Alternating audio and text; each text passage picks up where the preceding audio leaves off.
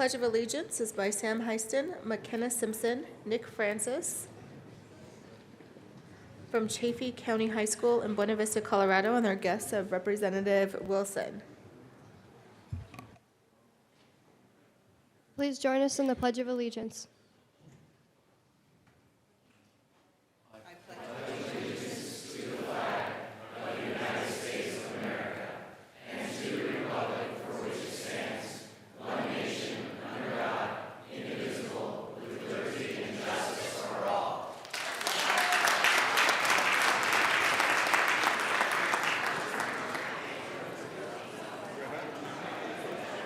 I think she was going to make an announcement. She's going to make an announcement that people need to. And thank you so much, Ripley Potts, for joining us as well this morning. Members, Mr. Randall is sick, unfortunately. Cold is going around. And so we do have somebody else who's taking attendance this morning. So please do wave or say here to make when your name is called. Thank you. All right. Representatives Arndt, Becker J. Becker J. Becker J. Becker K. Beckman. Representative Beckman. Benavides. Bridges. Buck. Representative Buck. She's over there. Buckner. Carver. Catlin. Coleman. Covarrubias. Danielson. Escar. Everett. He's excused. Oh. Excused. Exum. Foote. Representative Foote.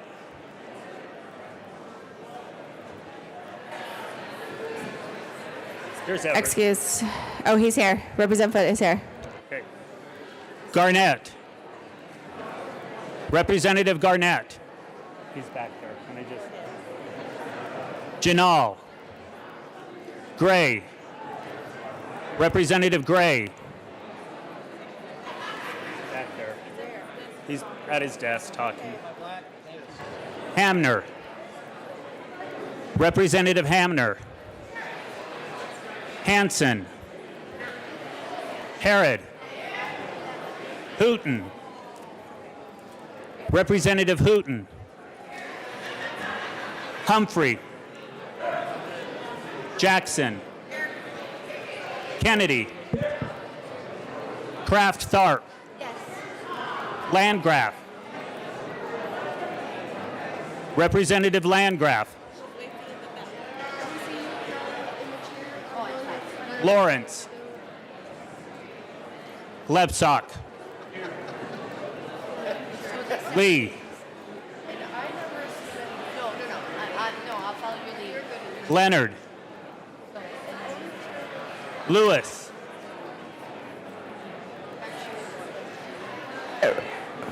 Representative Willett, Lewis. excused. Hold on one second, Mr. Jones.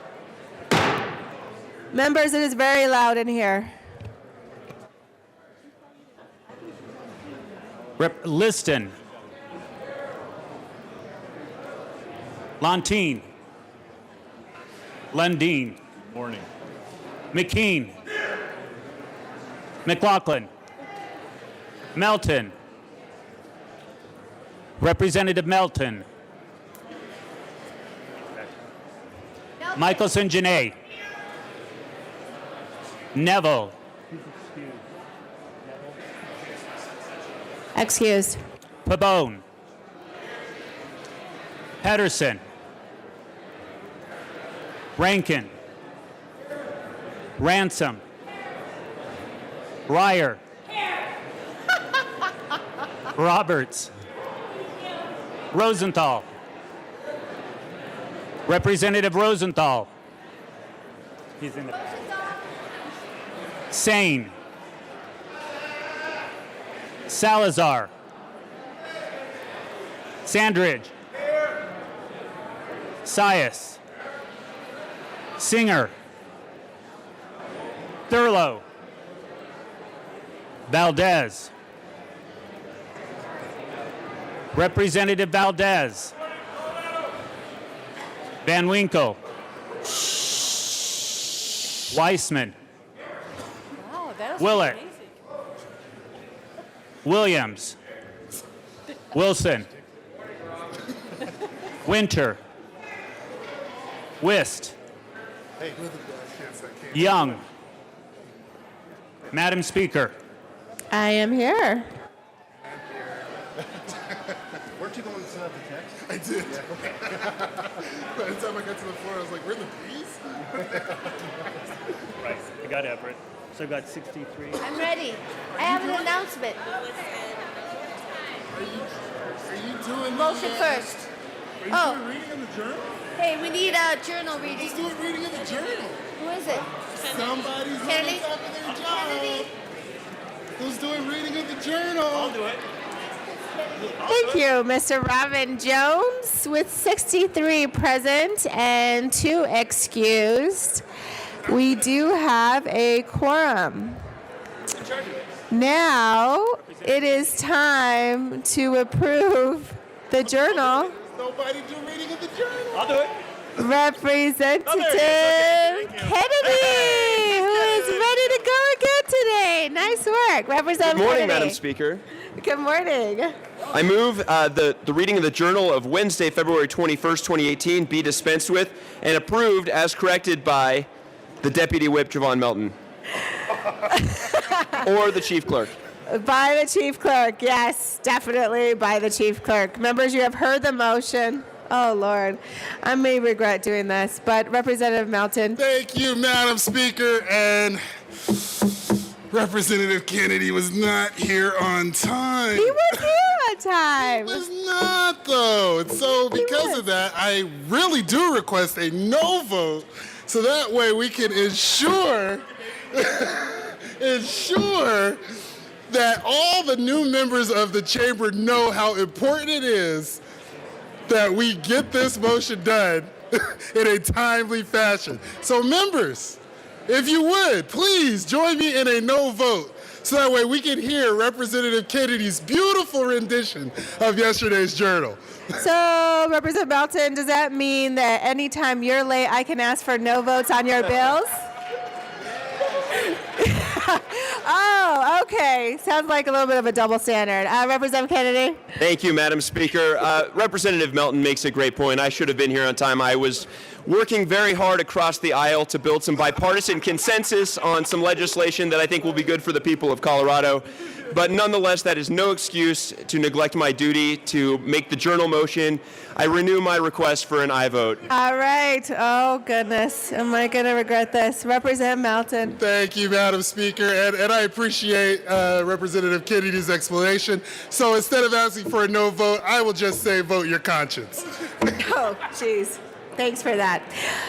Members, you have heard the motion. Everybody in favor signify by saying aye. Aye. Those opposed signify by saying no. Conscience wins. That motion passes. Further announcements or introductions? Representative Kraft-Tharp. Thank you. So, members, can I have your attention, please? It's okay, I'll wait. So, I have an announcement to make that we need to welcome a new baby to the legislative family. This is Eleanor Ruth Altman, who is the daughter of Louisa Altman, the staff member for our Business Affairs and Labor Committee. So, Eleanor was born yesterday morning at 6:23 a.m. She weighed in at 8 pounds 9 ounces, measured 19.75. So, congratulations, Louisa. We know you're watching, and we miss you a lot. Bye. Congratulations. Further announcements or introductions? Thank you, Representative Kraft-Tharp. Representative Gray. Good morning, members. In addition to welcoming Ash, my student from Broomfield, who's with me today, I'd like to welcome the folks from Grassroots St. Vrain, a group of parents and community members who are excited about public education in their community, to the chamber this morning. Thank you so much. Further announcements, introductions. Representative Escar. Thank you, Madam Speaker. Members, you have on your desk, I know it's early, but we passed it out today. You have on your desk an invitation to join us for LGBT Lobby Day on Monday for lunch. So mark it in your calendars. I will be reminding you the closer we get, but I just wanted to make sure you all saw the flyer on your desk and put it in your calendars. Thank you so much. All right. Further announcements or introductions. Representative McLaughlin. Thank you, Madam Chair. All right. I am lucky enough to have 2 colleges in my district, and the second one is coming tomorrow for breakfast, Fort Lewis College. So come and see if this is the place where your kids should go to school. It's beautiful there. Southwest Colorado, in Durango, and I'd love to see you there tomorrow morning, Fort Lewis College. Thank you. All right. Further announcements or introductions. Representative Janal. Well, thank you, Madam Speaker. And Health Insurance and Environment will be meeting this afternoon. We have a number of bills to cover, and we are also going to be in room 271.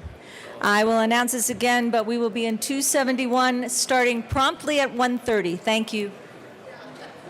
Further announcements or introductions. Representative Wilson. Thank you, Madam Speaker. Colleagues, it's my privilege today to introduce a group that have come to the Capitol. 4 of them were leading the pledge this morning. Over on my right are the students and sponsors from Chaffee County High School, Buena Vista, Colorado. They gave the pledge this morning, and they visited with us this morning. Their sponsor, which I can't mention by name because I would be fined, Mr. Kyle Graff, is retiring this year, so congratulations and welcome to the Capitol.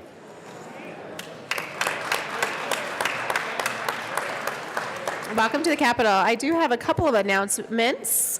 On the Transportation and Energy Committee, Representative Sandrich will replace Representative Lewis today only. And on the Appropriations Committee, Representative Willett will replace Representative Neville on February 23rd, which is Friday only. All right, further announcements or introductions? Representative Young. Thank you, Madam Speaker. Well, speaking of appropriations, members, if you haven't taken a look at page 6 of your calendar today, you'll see the appropriations list of bills. So members of the Appropriations Committee, you know we're meeting at 8 a.m. tomorrow morning in LSBA. And those of you that have a bill on that list, we'll see you at 8 a.m. as well. Thank you. Representative Liston. Thank you, Madam Speaker. Good day to you. Members, our good friends, the engineers, the American Council of Engineering Companies, ACEC, we are all invited today at 10:30 to 12 at the old Supreme Court chamber, right around the corner here. They would love to meet you and talk to you about what they're doing. And then today at 12:15, for those of you who'd like to get a little exercise up at the Warwick Hotel, they are having lunch for us if you'd like to attend at the Warwick. 12:15, the American Council of Engineering Companies. And so you're all invited today. And Representative Liston. And Madam Speaker, also this afternoon at the Warwick, our good optometrist friends are having a reception for us at the Warwick Hotel up there at the corner of 17th and Grant, I believe. So that's about 5:30 today. You're invited there. Thank you, Madam Speaker. All right, thank you. Further announcements or introductions? Representative Melton and Representative Everett. Thank you, Madam Speaker. Tomorrow is something very important that we call Bow Tie Friday for our gifted and talented children in the room. Tomorrow, what we do is we celebrate sort of fun on Friday, and we have you wear a bow tie. We have you bring a baby. We have you put on a bolo, and Wear an ascot? wear an ascot. Actually, you look like an ascot man, Representative Melton. Indeed. So, baby, bolo, ascot, all that other stuff. Friday tomorrow. Thanks. All right, Representative Arndt and Representative Catlin. Thank you, Madam Speaker. It's still an honor to serve with Oh, you. it is such an honor to serve with you, too. That's right. So yesterday we were down here telling you guys that today please join us in the West Foyer for the Front Range Water Council lunch. Thursday, February 22nd, starting at 11:45. The members of the council include Aurora Water, Colorado Springs Utilities, Denver Water, Northern Water, Board of Water Works in Pueblo, Southeastern Colorado Water Conservancy District, Twin Lakes Reservoir, and Canal Company. So if any of you represent any of them, it would be really great if you'd stop by the lunch. Representative Catlin. Thank you. If you've got questions about water, if you've got questions about where it came from, if you've got questions about how well we're using water in the state of Colorado, this would be a great opportunity for you to listen to and to get to know the professionals with your water. And also remember that we are all very closely tied to one another because most of that is Colorado River water. So thank you, Mr. McKean. Thank you, members. Any further announcements or introductions? I do have two more for Friday, February 23rd only. On the Appropriations Committee, Representative Singer will replace Representative Hansen. And on the Joint Technology Committee, Representative Janal will replace Representative Pabon. Further announcements or introductions? Any further announcements or introductions?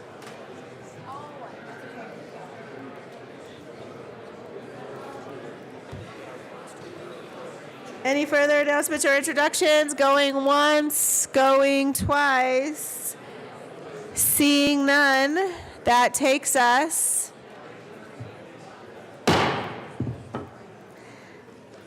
seeing no further announcements or introductions, that takes us to general orders, second reading of bills. Representative Kraft-Tharp.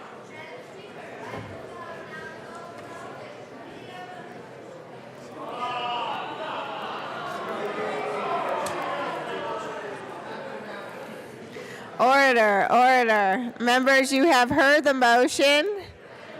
Seeing no objection, Representative Kraft-Tharp will take the chair.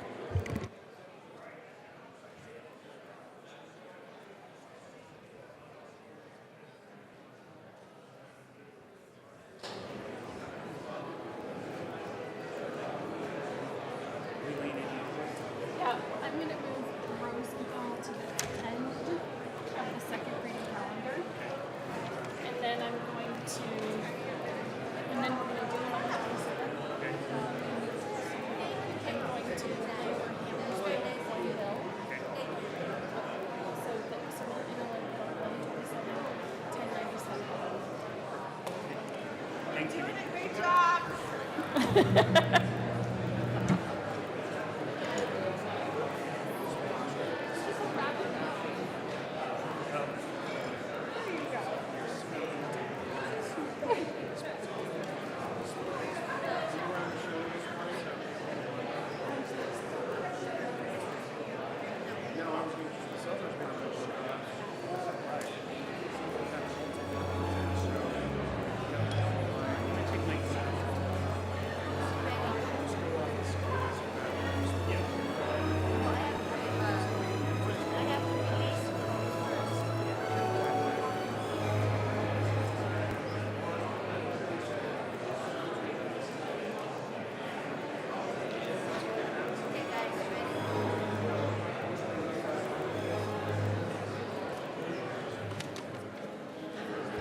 The committee will come to order. With your unanimous consent, the bills will be read by title unless there is a request for reading a bill at length. Committee amendments will not be read unless requested, as they are printed and in your bill folders and on your iPad. Floor amendments will be shown on the screen and not read unless requested. Bills will be laid over upon the motion of the majority leader. And finally, members, the court rule is relaxed. We have a lot of people in the chambers today, so we really need to watch the noise level and watch the conversations, please. So if you want to do conversations with your mentees, please do it outside in the hallway. That would be very helpful. And let's just have every other person talking, okay? Let's try to keep the noise level down. Mr. Jones, are we ready? Madam Majority Leader. Thank you, Madam Chair. I move to lay over House Bill 1126 till the end of the second reading calendar. Okay. Aww. Okay. Okay. So House Bill 1126 will be laid over till the end of the second reading calendar upon request of the Majority Leader. Mr. Jones, let's go ahead. Let's read the title for House Bill 1127. House Bill 1127 by Representatives Jackson and Kennedy, also Senator Fenberg, concerning the rental application process for prospective tenants. Thank you. So members, I need... Okay, you may not feel like it's loud because you think you're the only person talking. But let me assure you, everybody else is talking also. So let's keep the noise level down, please. Because we want to listen to Mr. Representative Jackson. Thank you, Madam Chair. I move House Bill 1127 on second reading. I also move the Finance Committee report. To the committee report. Representative Kennedy. Thank you, Madam Chair. In the Finance Committee, we made a few amendments to clarify a few things, including making the adverse action report described in the bill less prescriptive and just trying to make it a little more clear that the landlord is able to provide just a simple statement to an applicant about why they were denied their application. I ask for an aye vote. Thank you. Is there any further discussion on the committee report? Seeing none, members, the question before us is the adoption of the committee report. All those in favor say aye. Aye. Those opposed, no. The Finance Committee report passes. Representative Jackson. Thank you, Madam Chair. I move L003, an amendment to the Finance Committee report? No, to the bill. To the bill, and ask that it be displayed. The amendment is properly before us. Please proceed. Thank you, Madam Chair. This is a very simple clarification that we worked very hard with the Apartment Association. This was something that they wanted, just so that it didn't say any history, to clarify that we're talking about rental history or credit. Thank you. Is there any further discussion on the amendment? Seeing none, members, the question before us is the adoption of L003. All those in favor say aye. Aye. Those opposed, no. L003 passes. Representative Kennedy. Thank you, Madam Chair. I move Amendment L004 and ask that it be displayed.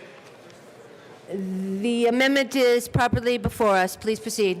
Thank you, Madam Chair. Members, this is another amendment that we're bringing after a number of discussions with the Apartment Association. One of the things that became clear to us is that when the landlords are seeking a tenant screening report from whichever screening company they're using, some of them don't provide the specific criteria that we're asking for in the report. We wanted to make clear if the screening company uses a proprietary algorithm to determine a score and determine whether someone is a qualified applicant or not, that they can simply provide a copy of that screening report back to the tenant rather than the detailed criteria we had elsewhere in the bill. I ask for an aye vote. Thank you. Is there any further discussion on L004? Seeing none, members, the question before us is the adoption of L004 to the bill. Those in favor say aye. Aye. Those opposed, no. L004 passes. To the bill, Representative Jackson. Thank you, Madam Chair. Members, I think that we all understand that we have a significant housing crisis, and part of that crisis is within our rental availability of rentals. And one of the things that really gets in people's way are the sometimes high cost of application fees. Those are the fees that somebody pays just in order to be able to apply for a potential residential property. And this bill just addresses that issue, that one barrier, asking landlords to only charge what they actually need to charge to screen somebody, and then asking that they give a receipt, and if a person does not qualify for that property, to let them know why. Thank you. Is there any further discussion on House Bill 1127? Representative Beckham. Thank you, Madam Chair.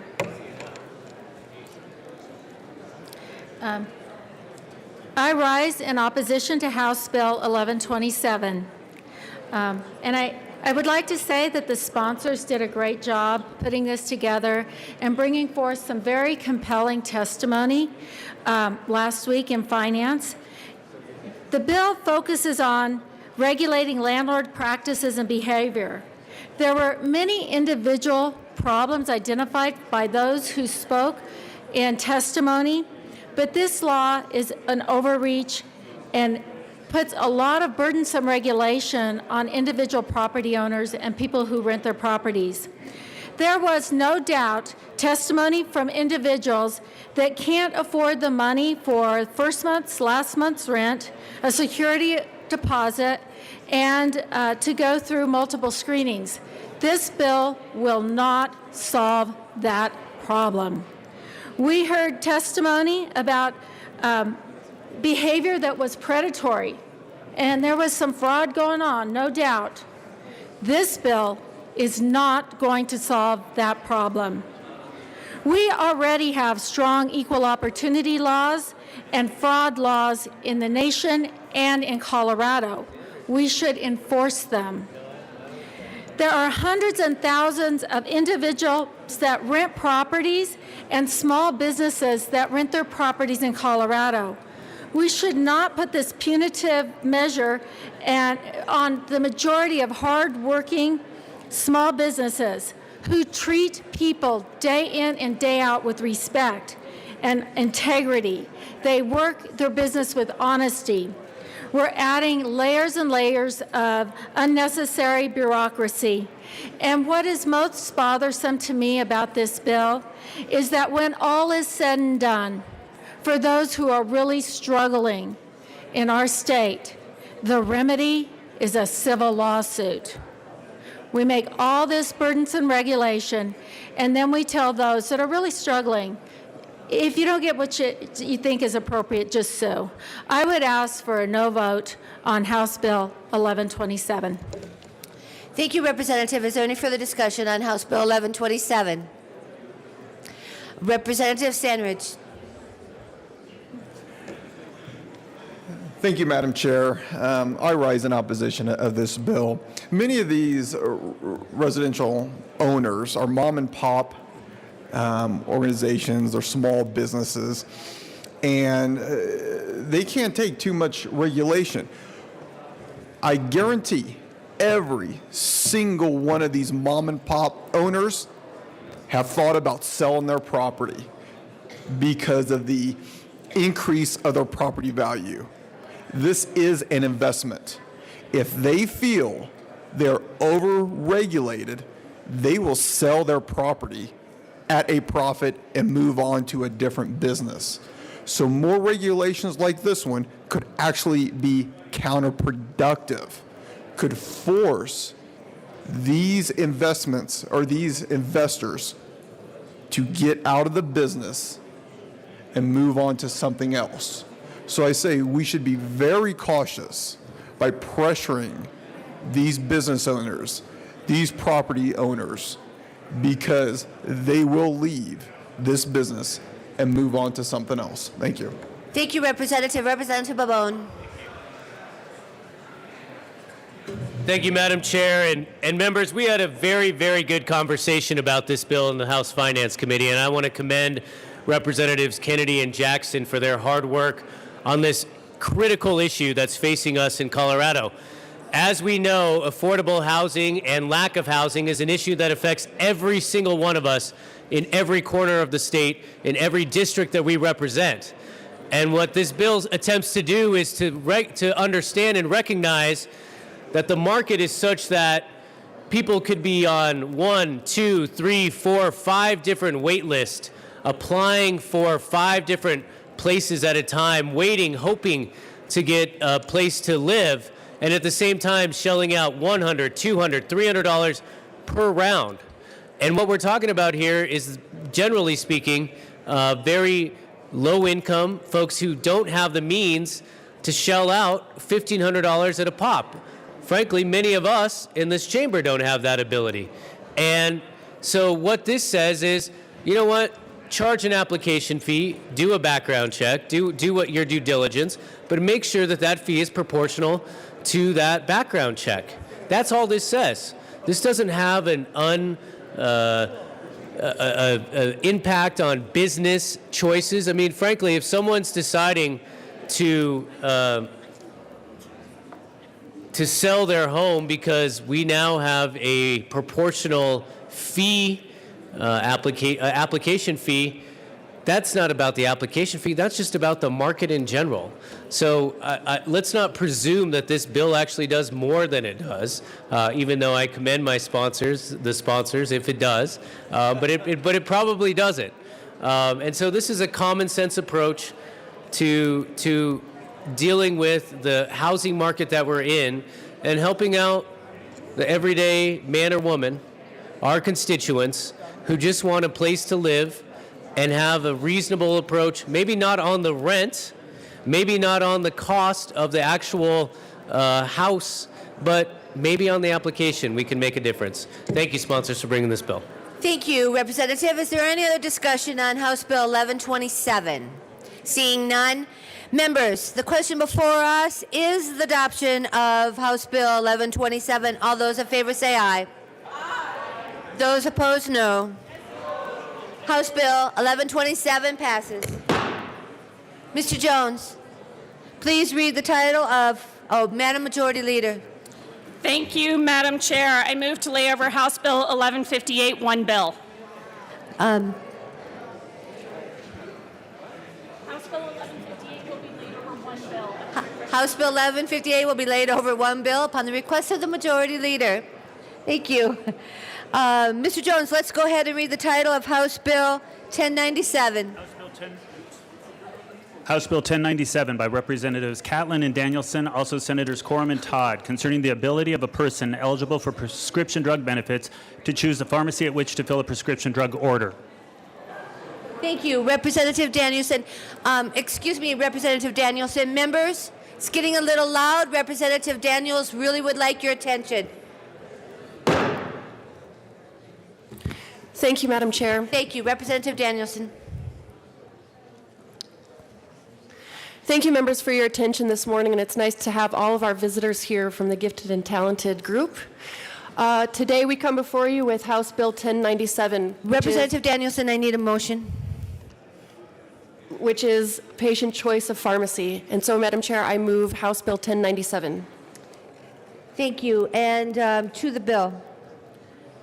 Thank you, Madam Chair. Folks, today, this morning, I just wanted to talk to you about why we're bringing House Bill 1097 and illustrate the problem that a lot of Coloradans are facing. People are struggling right now. They're struggling to access quality health care that's also affordable. Part of that is being able to get your prescription medications in a timely manner and exactly what you need in order to maintain your health and well-being. What's happening to some Coloradans is that through high fees and high copays, they are effectively being forced to receive their prescription medications through the mail. For some people, this is ideal, and they have no problems with their mail order prescriptions, and they quite prefer it, to be honest. That's not what we're talking about here. This bill does nothing to prohibit a patient from choosing to receive their prescription medication in the mail. But for those patients who do have problems with mail order prescriptions, I want to illustrate a few of them so that you understand exactly what we're talking about. For some patients, receiving their insulin prescriptions is a life-saving thing on a daily or monthly basis. What happens is some Coloradans are in rural areas or in suburban areas where their mailboxes are in a central location, and it acts as a P.O. box. Or a number of people in central urban locations or in rural locations use post office boxes instead of mail order to their homes. What happens to their prescriptions is oftentimes unreliable. So that, say, an insulin prescription is delivered to someone's home where it is left on a fence post to rot in the sun, or it is left in a mailbox to freeze in the cold, which, as you know, especially right now in Colorado, is not uncommon. I've also heard from constituents and friends across the state that this impacts older Coloradans at a high rate.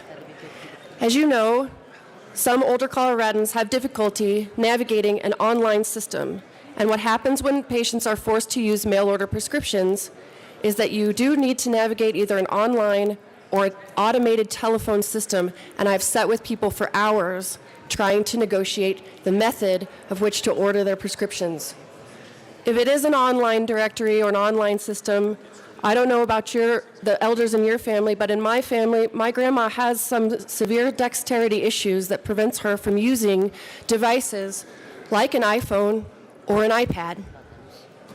We're anticipating. The pharmacist is also the last in-person medical provider for a number of these people, so that this is a person who can identify contraindications in medications. So a family member may go to pick up someone's prescription and they could say, hey, in my case, for example, hey, Jess, these 4 medications are fine, but this one, you got to go back to your doctor and make sure that you really want to take this because they are contraindicating. They are not good for your grandmother's health. The timeliness of in-person pickup for prescriptions can also be a problem for patients. A friend of mine, who you may hear from today, has a story about how mail order pharmacies impact her daughter's ability to access her health care. This prescription is oral birth control, which, as you know, if taken even 1 hour different each day, can render the medication ineffective. This is life-altering. Whether you're taking oral birth control for medical reasons or to prevent pregnancy. So what, in this family's case, the medication is mailed to the parent's home, where then, whenever they are able to, the parent is then forced to mail the medication to the daughter who is in college, out of state. Representative Danielson, can you give me just a moment? Here, would you? Members, my friend Bennett and I both believe that it is very loud, and not one of you is able to hear Representative Danielson. So we're going to leave Bennett to decide when the noise level is right, okay? So let's keep it low. Representative Danielson, thank you very much for letting us interrupt, but everyone wants to hear what you have to say. Thank you. Thank you, Madam Chair, and thank you, Bennett, who is visiting me today. He is gifted and talented, so we better listen to what he says about the noise level. Representative Danielson. Thank you, Madam Chair. I was describing a case where, because this patient is forced to receive her medication through the mail, but is attending college out of state, the medication is delivered to the home of the parent, where the parent, whenever it is possible, turns around and has to mail that prescription to the patient. This is a time-sensitive medication, as are most medications. This makes it very difficult for this young woman to maintain her health care.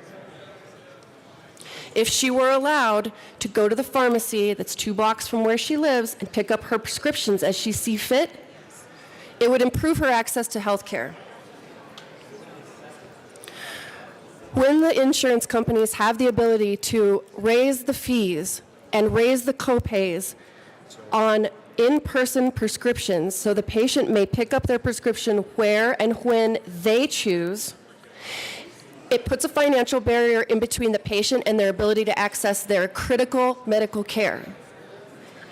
This financial barrier, in effect, forces these people to receive their medications through the mail, which causes many people a number of issues, some of which I've just described.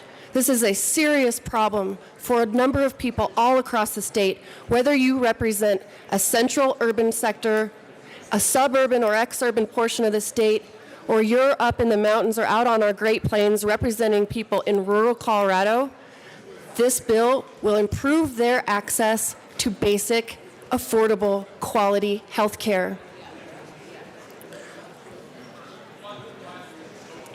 In addition to the testimony you heard from witnesses all across the state explaining how this bill is necessary for their health care, you did hear from some opponents who talked about mass-produced plastic footballs being sold in Walmart, or how this could potentially cut into their insurance company's profit margins. What you didn't hear was any evidence from any of them how this type of legislation that is already passed in 27 states raised premium for the consumers across the state, which is really who we're here representing today. So I thank you for your time and attention, and I urge an aye vote on House Bill 1097. Thank you, Representative. Representative Catlin. Thank you, Madam Chair.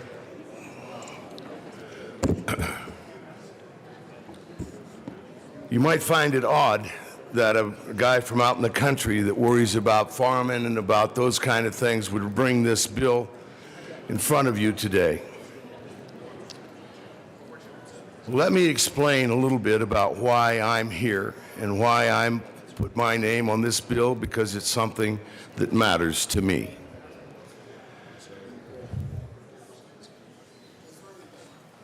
I don't know how anyone with clear conscience would be able to stand in between an individual that's been in her 80s, or 85, 87 to be exact, and say, no, you cannot come to this pharmacy today and buy your meds because we want you to buy it off of the internet. That's happening. It has happened. And I know some people that it's happened to. The fear that goes through those people is pretty spooky when they call their kid in Denver and ask him, what am I going to do? What am I going to do?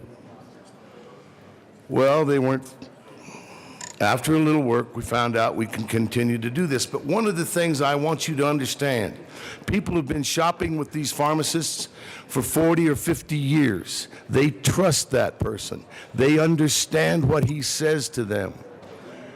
They believe that he is there to help them. And that relationships matter. We talk about relationships nearly every day in this chamber. We talk about how we want to trust one another, how we want to build trust with the other side, how we want to build trust with our constituents. This is a trust issue. This is an opportunity for us to say, no matter how large or how much influence Jesse. your company or your industry might have, it's not going to come to bear on the people that have very little choice. I didn't bring this bill simply because it's a rural issue. There are independent pharmacies in downtown Denver that this is happening with. This is an opportunity for us to say, people matter. People matter. I came here believing that I was going to work on agriculture, water, timber, mining, natural resources. But the longer I'm here, the more I find out it's about people. Go next. It's about the people I know, the people I love, the people I represent, and people in your districts too. I haven't met those people. They have not contacted me from your districts. I won't say that. People in my district have contacted me. And fear is something I think we ought to be able to deal with today. They have trust in us. They believe what we are doing. They believe in what we are doing. This is an opportunity for us to say, we're going to try and do one thing for you. Medications are critical. It's one of those things that we as people don't want to worry about. Where do I get my medicine? Where can I go? What should I do? You know, in places in my district, we don't have internet, we don't have broadband, we can't shop on the internet. Yet when your pharmacist says it has to be bought through the internet, what do you do then? Well, first you might call your son and ask him, what am I going to do? What do you want me to do? Those kind of questions should not be answered in this day and age. In my case, the people that I know and love have 2 or 3 doctors. Took a prescription to the pharmacist. He filled it, and before he filled it, he asked my dad, come here, Keith. You need to talk to the doctor about this. This one doesn't work with the other meds that your mom's taking. They might have saved her life that day. I'm not sure that the internet would have called her up and told her, don't take that.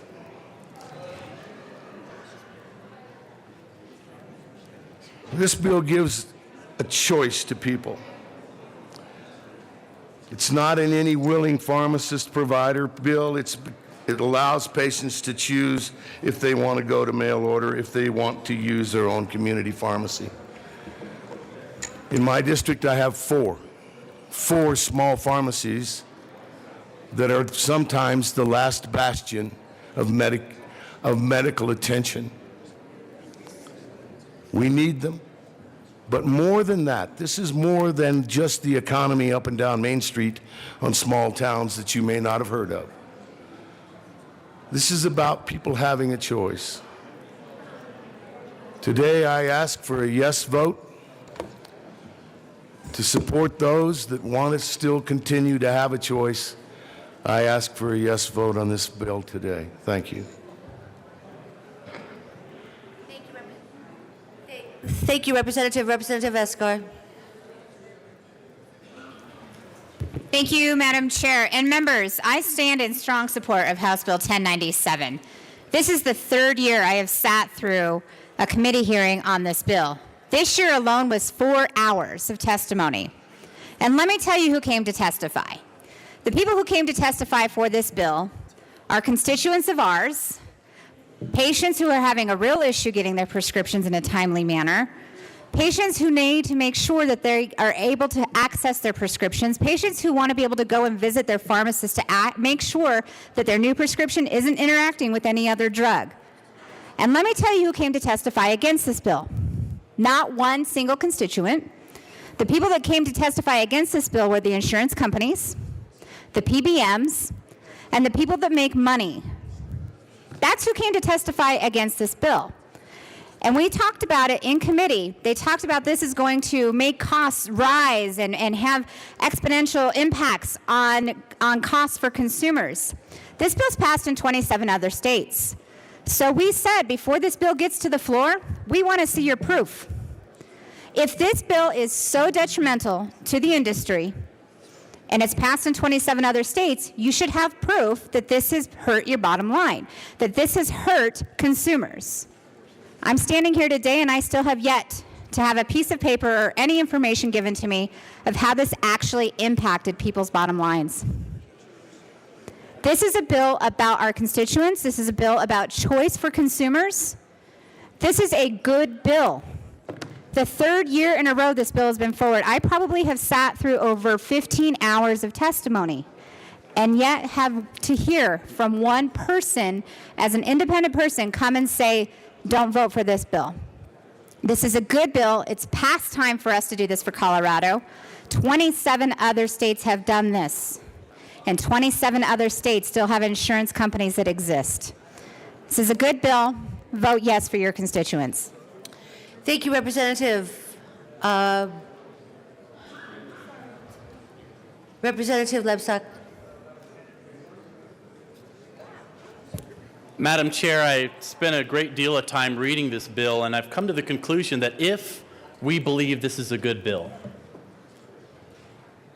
so this is the question we need to ask ourselves. If we believe that folks walking up to a pharmacy and picking up their prescriptions should not pay a copay, and that's part of what this bill says, then why does the bill exclude state employees? So if you see a benefit in this bill for employees who are employed with private employers, let's say, if this is a good bill, let's include state employees. And so I think that there's a couple amendments. They haven't come up yet. The sponsor may have one, although I haven't seen it. And I have a couple of them.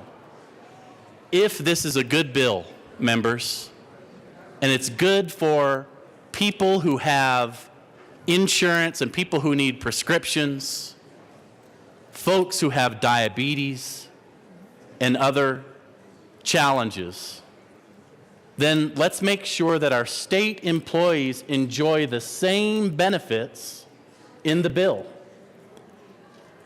And we can argue about what the bill does or doesn't do. But if you believe that it's a good bill and you think it's good for employees to have the benefits that are afforded in this bill, then allow our state employees to have the same benefits. And we'll see if we have an amendment or two come up. But that's what I'm proposing, ladies and gentlemen. If it's good for the goose, it's good for the gander. Let's protect the health of our state employees if this is a good bill. Representative Humphrey.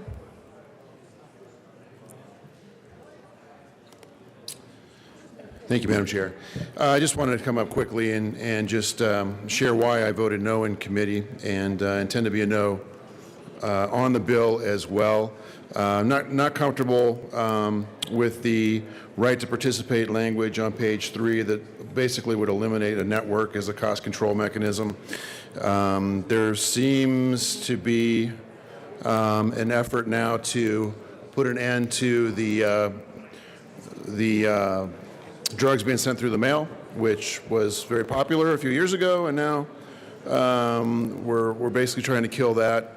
Another thing that came up in testimony in committee was that folks can opt out when they get notified that they're being switched over to the mail program. They can go ahead and let them know that that's not going to work out for them, and they can opt out straight off. So for those reasons, I'll be a no. Thank you.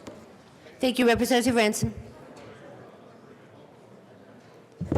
Thank you, Madam Chair. Yes, we heard this for several hours in committee last week, and there were a lot of people on both sides that wanted to come talk to us and let them know what their reasons were for wanting or not wanting the bill.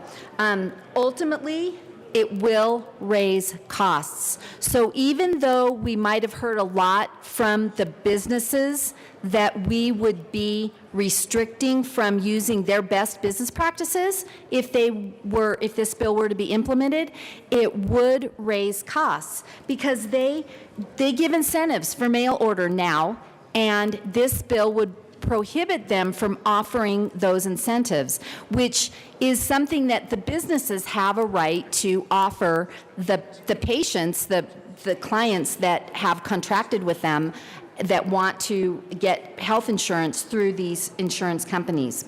In addition, we just heard from another Representative Lebsack, the whole idea of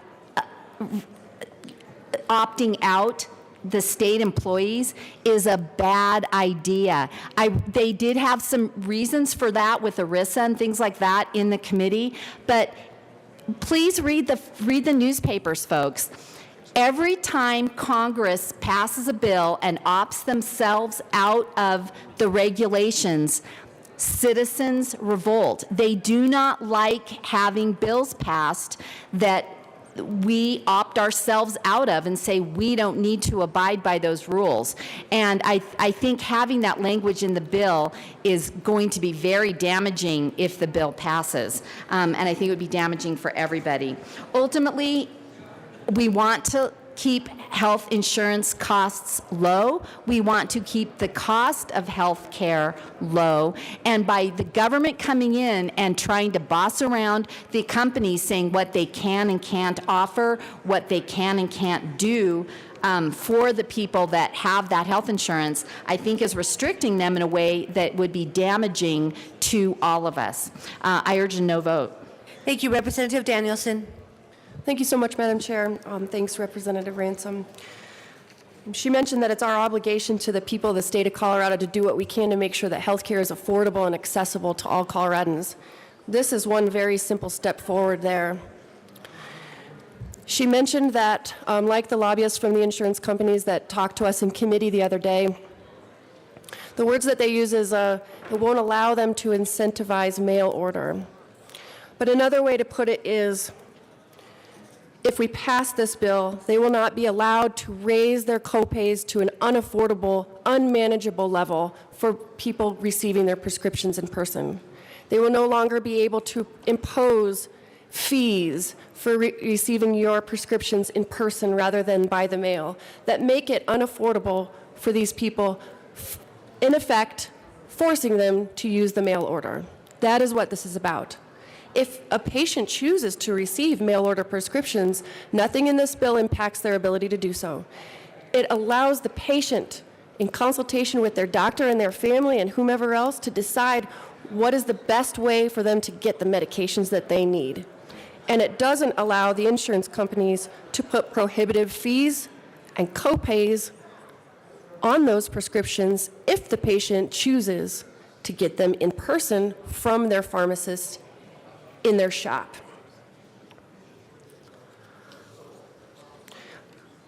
Madam Chair, I do want to respond, though. In committee, we heard some compelling arguments about this carve-out that Rep. Ransom just illustrated for state and federal employees. It wasn't a focus of the bill. It was brought to our attention, and so I think we'd like to respond, show the group that we're listening, and agree. So with that, I offer Amendment L001. And you are asking for it to be displayed.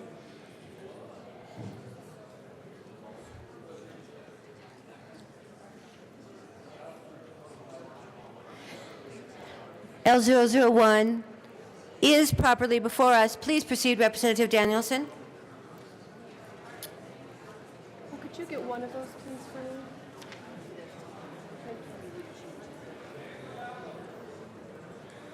Thank you, Madam Chair. L001 effectively eliminates the exception for state and federal employees. And I urge an aye vote on Amendment L001. Further discussion?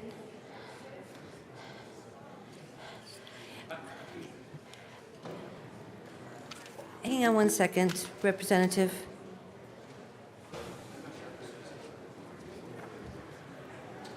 Hang on 1 second.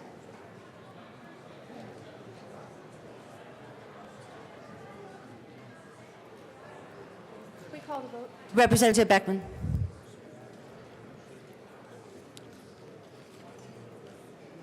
Thank you, Madam Chair. I stand in opposition of this amendment, L001. I think it's very important to understand that this will increase cost.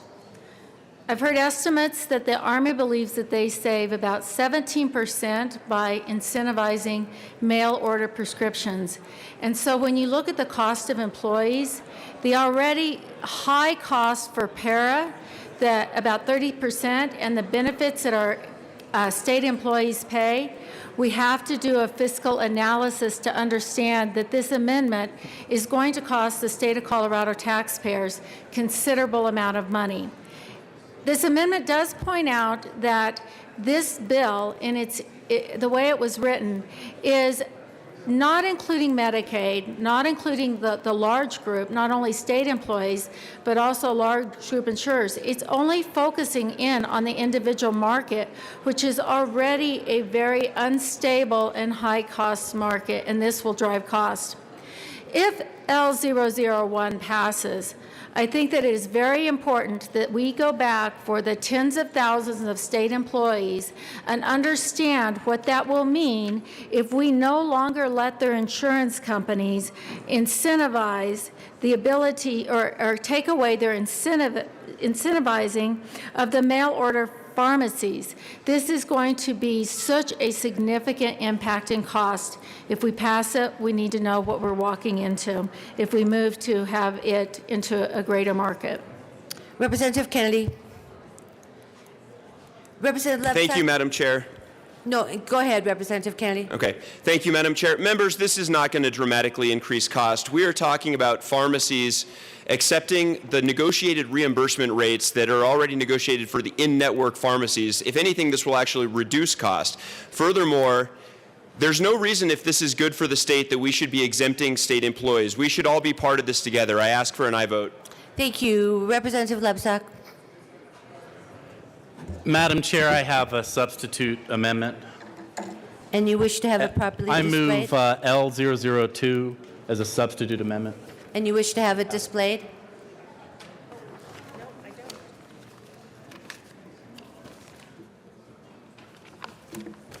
Here you go.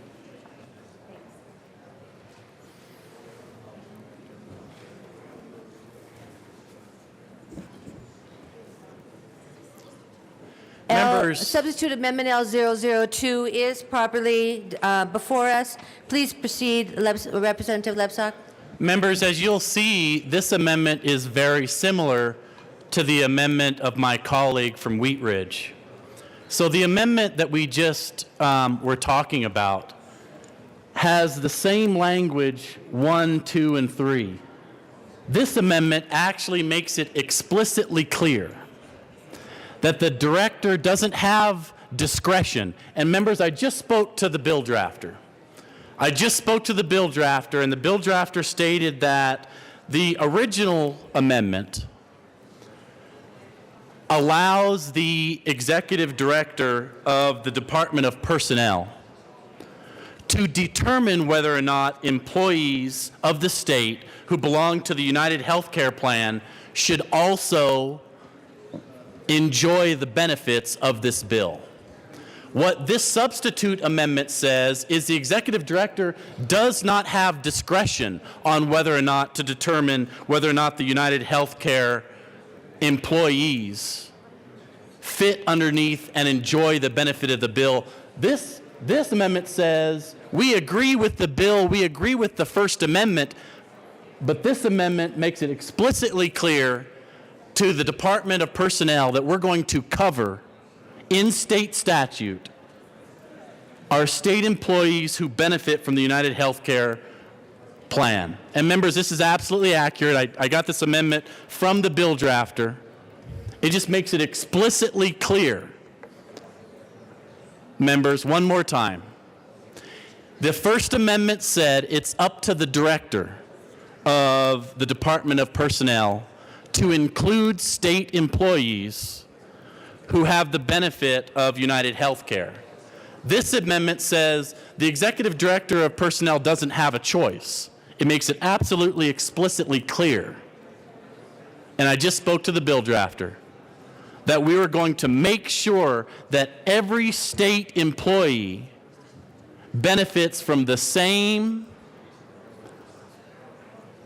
benefits that are in the bill. I'm asking for a yes vote on L002. So, members, the question before us is the substitute amendment L002. Is there further discussion? Representative Danielson. Thank you, Madam Chair. I urge a no vote on L002. Is there further discussion? Representative Beckman. Thank you, Madam Chair. It's very concerning to me that we are passing bill after bill, negotiating contracts through the Health and Insurance and Environment Committee. Seems about every week we're in the middle of just the individual market, because that's what we're discussing.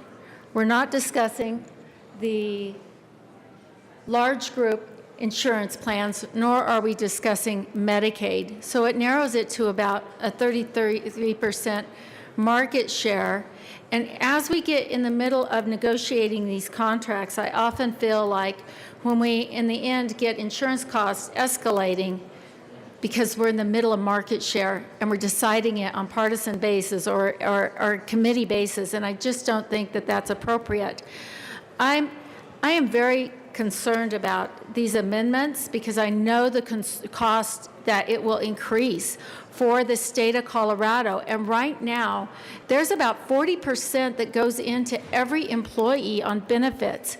So what we really need to do is step back, and I would like to request a new fiscal note. This is not without cost. We need a new fiscal note. I think the number of employees of the state of Colorado is about 35 to 40,000. I may be wrong.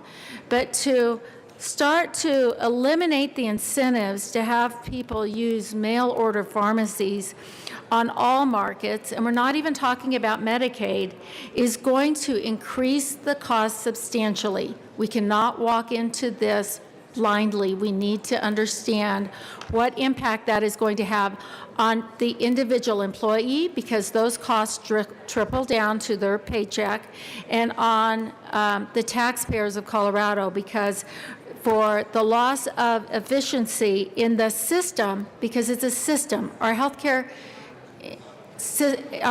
in Colorado is a system. If you impact one contract, somebody else pays on the other end.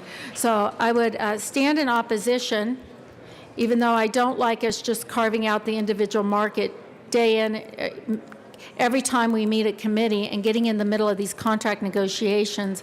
But at the very least, I call for a new fiscal note. Representative Beckman, there is a procedure around requesting a fiscal note if you wanted to check in with that. Representative Kennedy. Thank you, Madam Chair. Members, I want to be very clear about a couple things. This is not just about the individual market. The group markets are absolutely included in this bill. I also want to be clear about Medicaid. Medicaid doesn't need to be included in this bill because they already do this. Medicaid is already an any willing provider. Any pharmacy in the state who chooses to accept the Medicaid reimbursement rates that we set is eligible to receive those rates. So this Medicaid thing is not a viable argument in this bill. I ask for a no vote on the substitute amendment. So the question before us, so is there any further discussion on the substitute amendment L002? Seeing none. Representative Wilson. Thank you, Madam Chair. Madam Speaker Pro Tem, could you tell me why you're opposed to this amendment? I'm really struggling with the two amendments. They're very important to me, and I see the specificity in the second one, but I don't know why you would be opposed to that with the amendment that you offered. Representative Danielson. Thank you, Mr. Chair. Thank you, Representative Wilson. It's quite simple. We were asked to prepare, we were asked by the committee on which you served to prepare language that would not exclude state and federal workers. And actually, I think it's a great move forward, and it'll expand this access to prescriptive medicines to more people who need the help. So we agreed. We took the time to draft up our own language in consultation with a number of stakeholders, and so I am familiar with what this one does. We are putting it forward to solve the problem that was brought up in committee, and so I would like to vote on the amendment that we, as both bipartisan sponsors of this measure, put forward, and a no vote on the substitute amendment that I had not seen or heard of before we were asked to vote on it. Thank you. Representative Lebsack. Representative Wilson, I'll answer that question directly to you. The difference between the two amendments are as follows. The amendment from my colleague from Wheat Ridge states that state employees that belong to United Healthcare Plan will be able to participate in the same benefits of the bill as long as the Executive Director of Personnel chooses to add those employees. My amendment is absolutely explicit. If you're a yes vote on this bill and you also believe that state employees should be included, then this doesn't give the executive director of personnel a choice. You shall include those employees, Representative. If this is a good bill for employees that do not belong to the state, then a yes vote on this amendment says we are not going to exclude state employees, and we're not going to leave it up to the state of Colorado to determine that. We as this body, we are the policy-making folks of Colorado. And if this is a good bill, this amendment says that we're not going to leave it up to the Department of Personnel executive director to make that determination. If it's a good bill and it's good for employees that are not state employees, this substitute amendment says what's good for the goose is good for the gander. We're going to allow our state employees to have the same benefits that other employees enjoy. A yes vote is the way to go on this amendment. Thank you. Is there any further discussion on substitute amendment L002? Seeing none. The question before us is the adoption of L002. Those in favor say aye. Is that division? Okay, so division has been called. All those in the chamber that are not entitled to vote, please be seated. So that would be all the mentees. Maybe make that even more clear. Okay, excuse me, members and mentees. Everybody who is not entitled to vote, which would be all of the mentees, please remain seated. A division has been requested.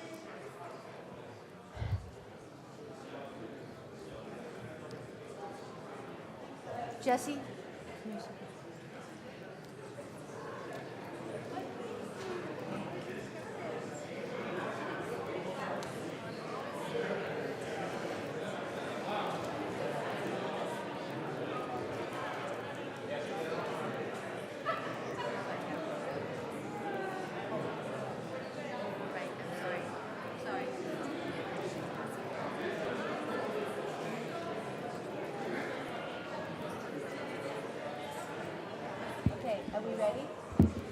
Okay, so all those in favor of substitute amendment L002, please stand. Remain standing in one place until the count is taken. All those in favor of L002, please stand.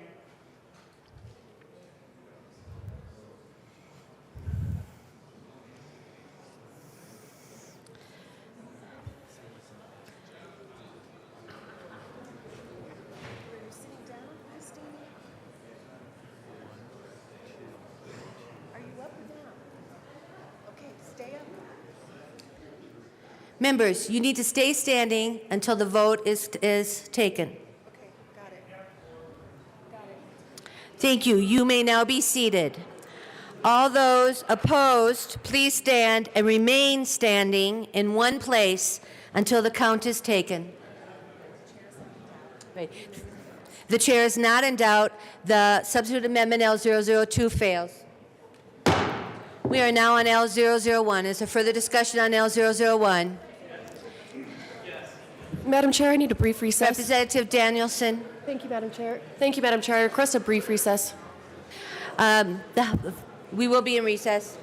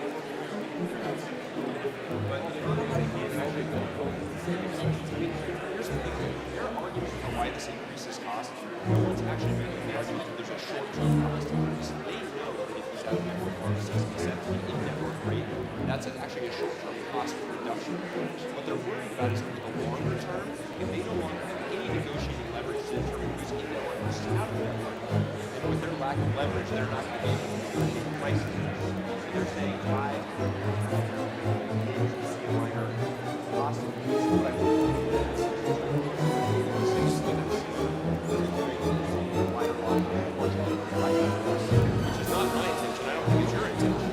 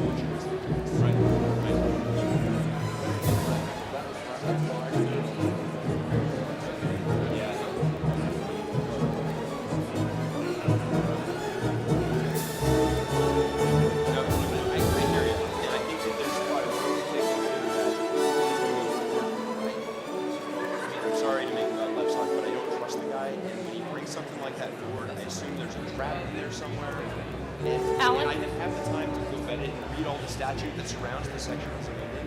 So when Representative Anderson and I discussed it, we trust ours. We worked with a draft group to figure out how to bring the state and the United plans into this. And this is what our drafter told us we needed to do.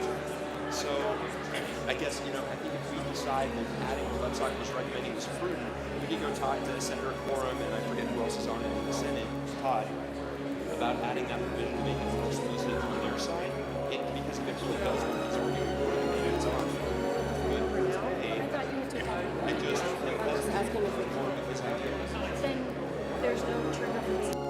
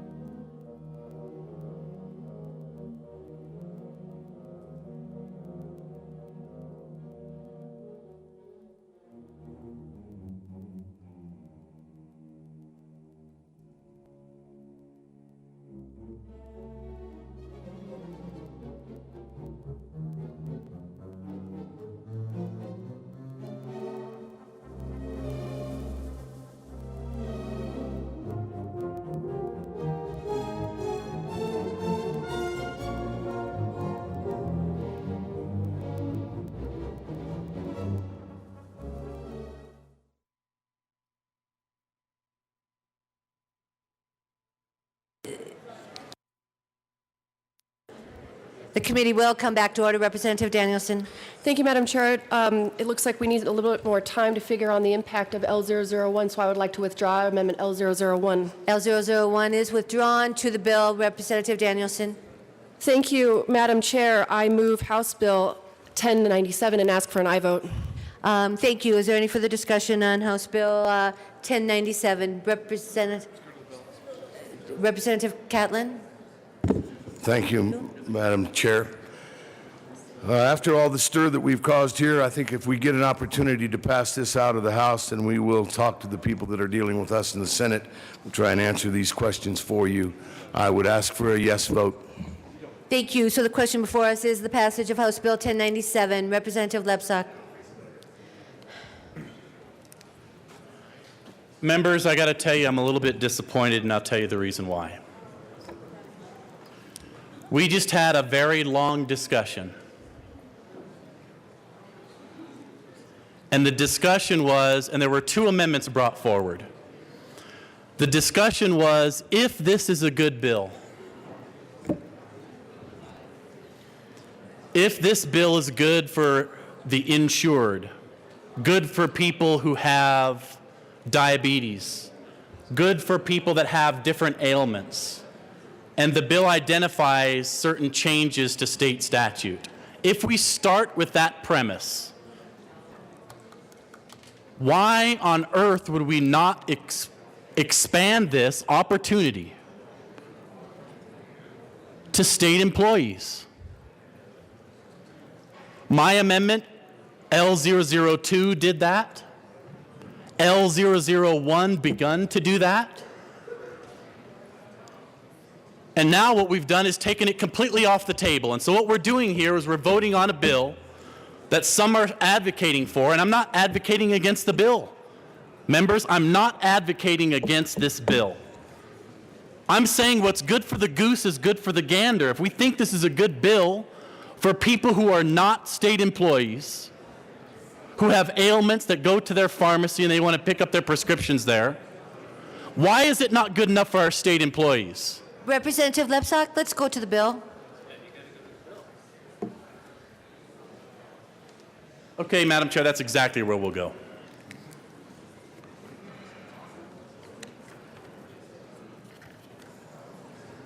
And we're speaking about House Bill 1097. That's correct. So I move L003. And ask that it be displayed properly. I move L003 and ask that it be displayed.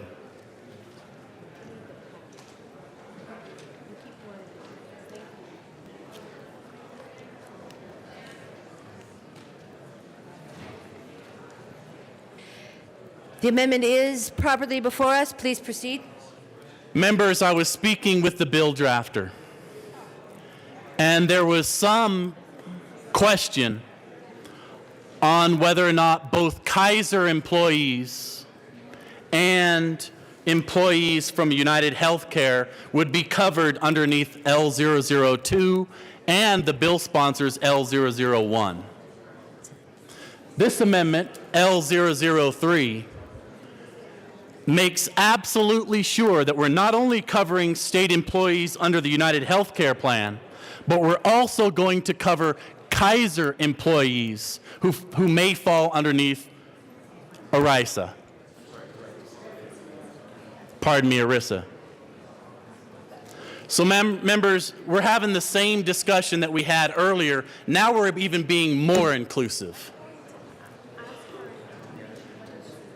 With L001, an amendment that I supported from the bill, the prime sponsor, one of the prime sponsors of the bill, I supported L001, but I had an amendment that went even further and wouldn't allow the department head to determine whether or not United Healthcare employees were covered.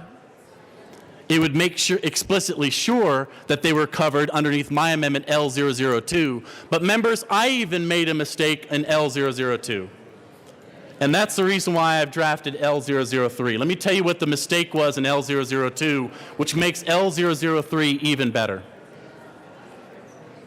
L002 said employees who are not ERISA employees, who are not under Kaiser, would now be covered and would enjoy the same benefits underneath this bill as all of the other employees in the state of Colorado who may work for private companies.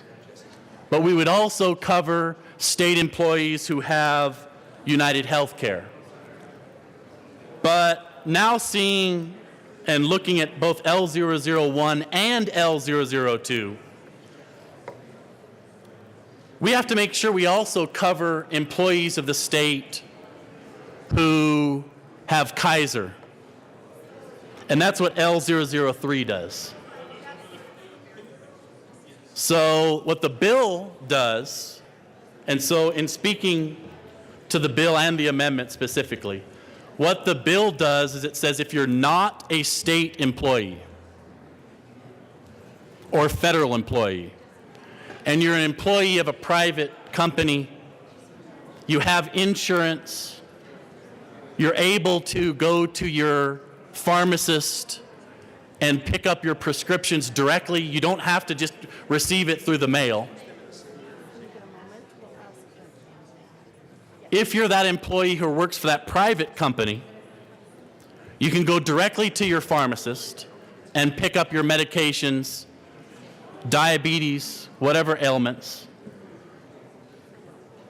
That's one of the underlying premises of the introduced version of the bill and the bill that passed out of committee. Following that, then we come to the floor of the House. And we start looking at other folks, other employees that we want to be covered. And I thought we had bipartisan agreement about 15 minutes ago that we should run an additional amendment that also allows our state employees to enjoy the same benefits of other employees not employed by the state. And so we had two amendments. L001, which I supported from one of the prime sponsors of the bill. Representative Lepsock, rather than going through the history of the amendments, let's focus on L003, please. Thank you, Madam Chair. I'm happy to do that. Let's focus on L003. So the reason why L003 is so important is because it's not going to discriminate. There's no discrimination with L003. We're not going to discriminate between employees who belong to the United Healthcare Plan and employees who belong to Kaiser and employees of a private company that are not state employees. That's exactly what L003 does. Members, if this is a good bill,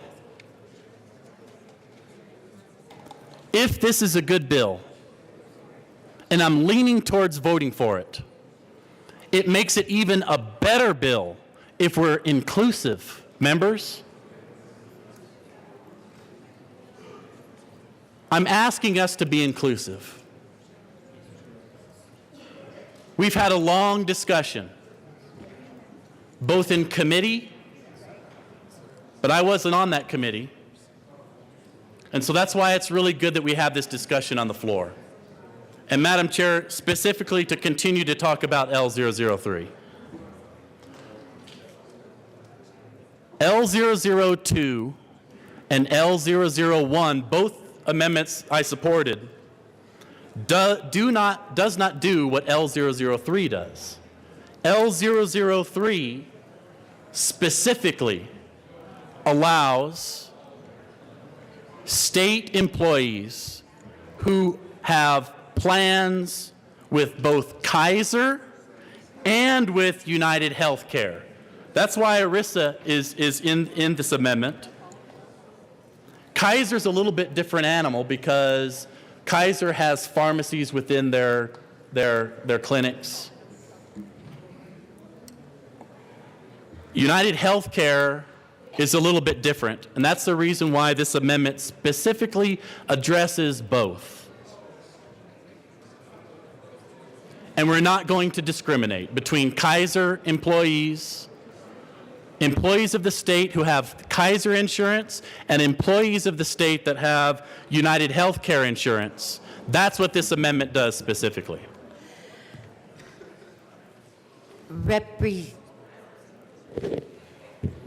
I'm trying to figure out if you're done. I'll let you know when I'm done, Madam Chair. Thank you, Representative. I'm not quite Lepsock. done describing this amendment. Members, we had an agreement about 15 minutes ago on both sides of the aisle. And the agreement was, if this is a good bill, then either L001 or L002 should pass. And members, there was something that I left out on L002. And that's the reason why this amendment is superior to both L002 and L001. And so for the kids out there, the children, the students, let me explain it one more time. And we're specifically to L003. We believe in this chamber it's not good to discriminate against employees. We believe what's good for the goose is good for the gander. Now, my grandfather says that. He used to say that anyway. And so what this amendment does is make sure that state employees who belong to either Kaiser or United Healthcare will have the same benefits as other employees of the state. Madam Chair, I ask for a yes vote on L003. Thank you, Representative Danielson. Thank you, Madam Chair. I ask for a ruling from the chair as to whether or not this is a settled question. Thank you. We will be in recess.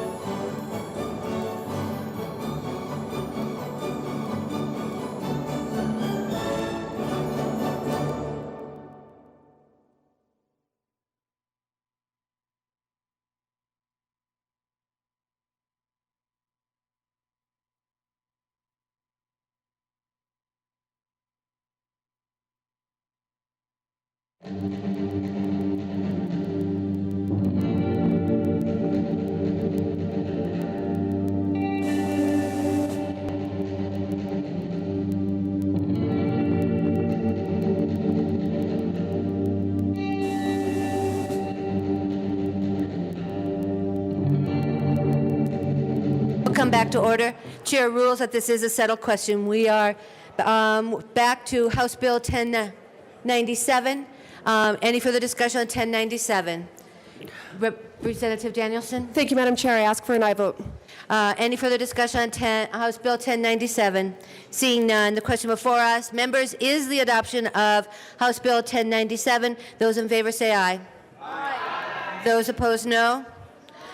House Bill 1097 passes.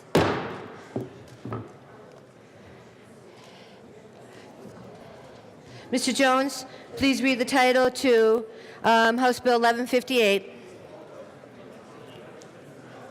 House Bill 1158 by Representative Hamner and Senator Lambert concerning a supplemental appropriation to the Department of Corrections. Thank you. Representative Hamner. Thank you, Madam Chair. I saw Representative Arndt down here. I wondered if she wanted to move this bill. But I do move House Bill 1158. 1158? There it is, 1158. And there are no committee reports. To the bill, Representative. Thank you, Madam Chair. Members, this is the supplemental bill for the Department of Corrections. And the bill, as you know, when we set the budget for the year, we make our best estimate of the population for our prisons. And the supplemental bill just trues up the estimation with the reality that we're facing in prisons today. And I ask for a yes vote. Thank you. Representative Wist.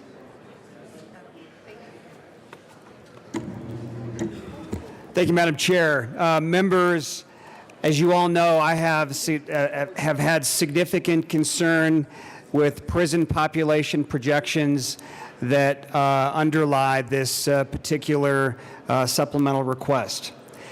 Given my concern, we had delayed the vote on this supplemental to allow us an opportunity to put together a process for us to have dialogue about this particular issue.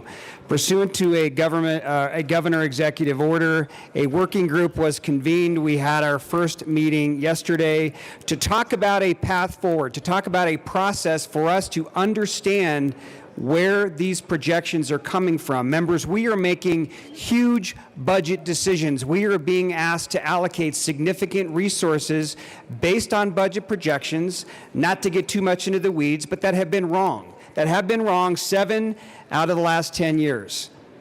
It's my hope and my sincere belief that this working group will provide us an opportunity for dialogue. The Department of Corrections has come to these meetings in good faith, certainly in a very transparent fashion to provide us the information. Do I have all of the information today? No.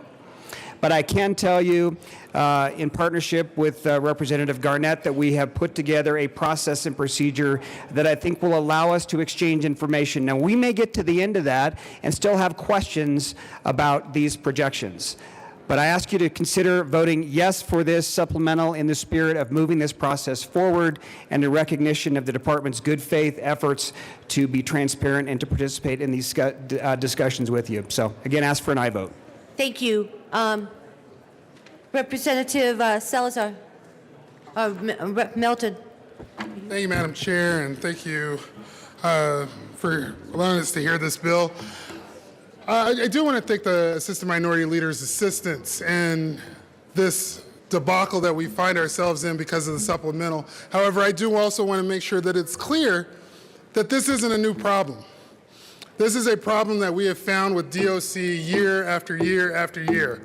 It is something that my colleague and I have tried to point out with the department and with JBC, that there is something going on that needs further discussion, that needs to be analyzed, that needs to be discussed with the executive branch and with the departments.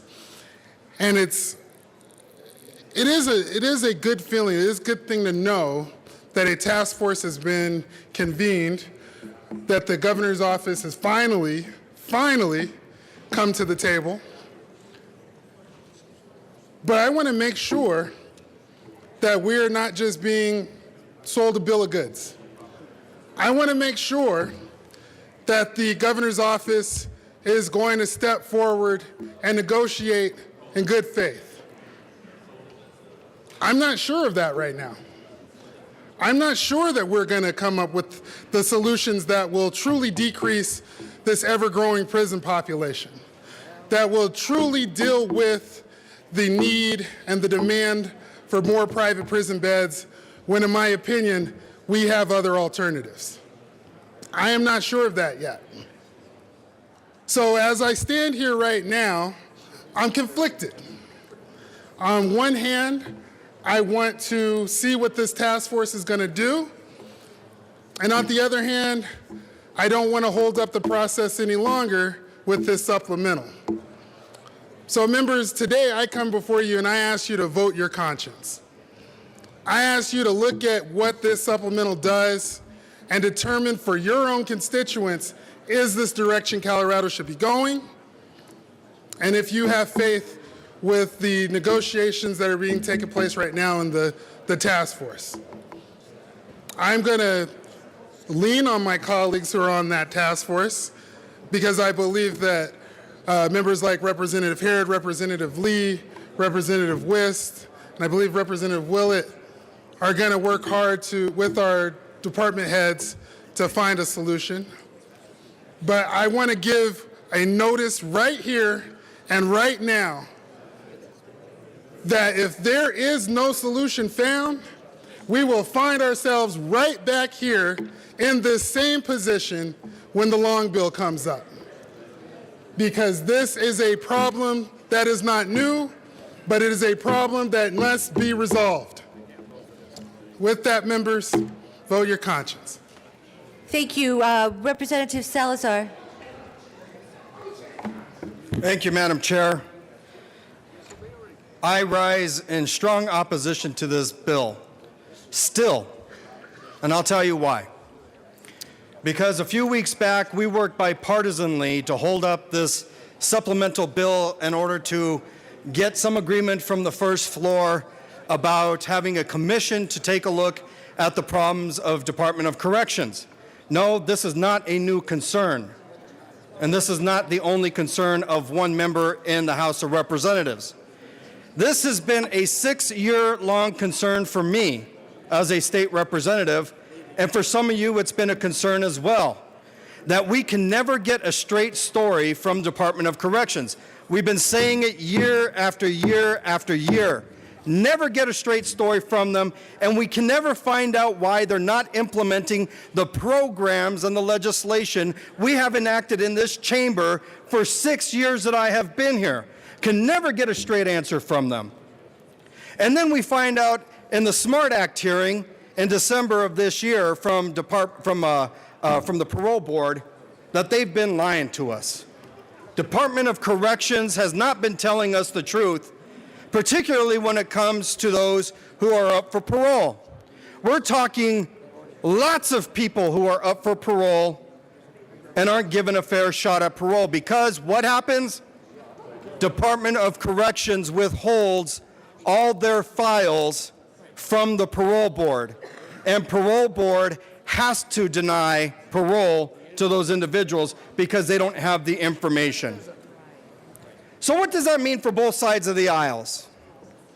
What that means is that it's costing us millions upon millions of dollars to continue to populate the Department of Corrections because corrections doesn't want to do one simple job.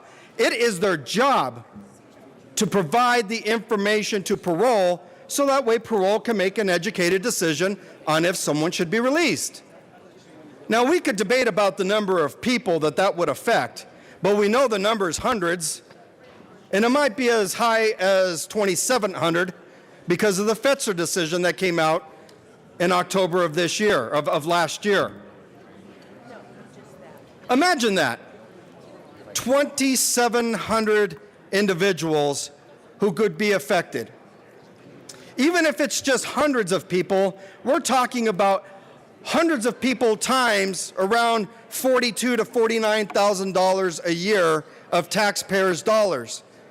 Multiply that by hundreds of people, we're talking about millions of dollars because corrections doesn't want to do their job. That's why we stood up here not too long ago and we held fast with each other. And we said, as a bipartisan group, you're not listening, Governor.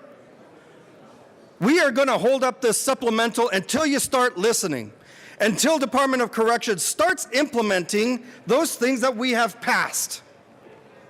And no, we're not going to just give them money as a true-up. Because Department of Corrections at that point is saying, well, it's better to seek forgiveness than permission.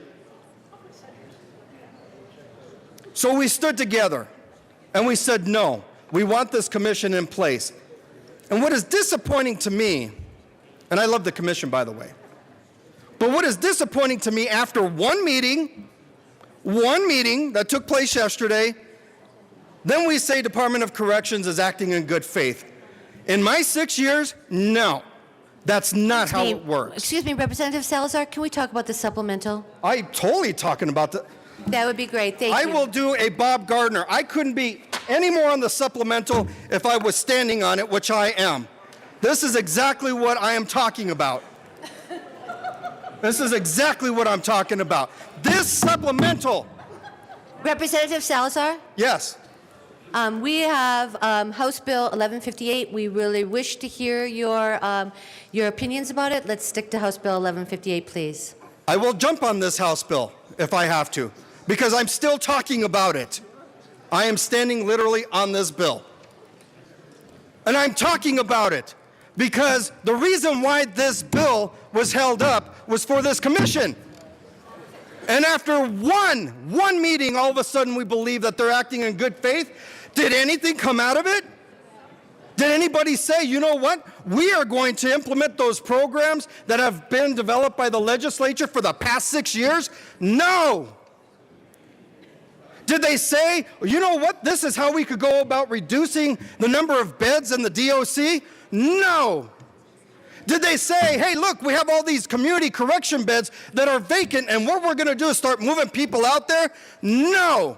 But they're acting in good faith? You have got to be kidding me. After one meeting, this bill should not be heard right now. Not until this commission gets some solid commitments from Department of Corrections that they will change their behavior. This is premature, folks. This is why we stood together just a few weeks back, arm in arm, saying, no, we're not going to allow this. I can't believe that anyone would think that after one meeting, that somehow, after the number of years of a lack of good faith, that one meeting demonstrates good faith from Department of Corrections. They were at that meeting because the governor ordered it, and we got nothing from them. If you haven't guessed, I rise in strong opposition to House Bill 1158. Thank you. Representative Benavides. Thank you, Madam Chair. Members, I'm not going to repeat everything that's been said, but I was one of those who was in opposition to this supplemental. A lot because I don't think it was really transparent. There was one word in there about current capacity.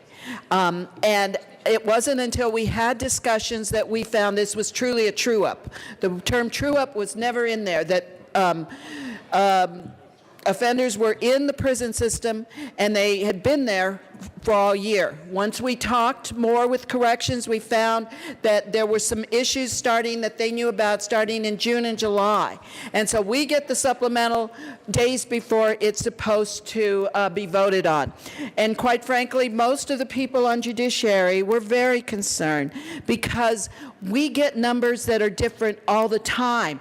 We had our SMART hearing on January 3rd. We were not told about this supplemental at all.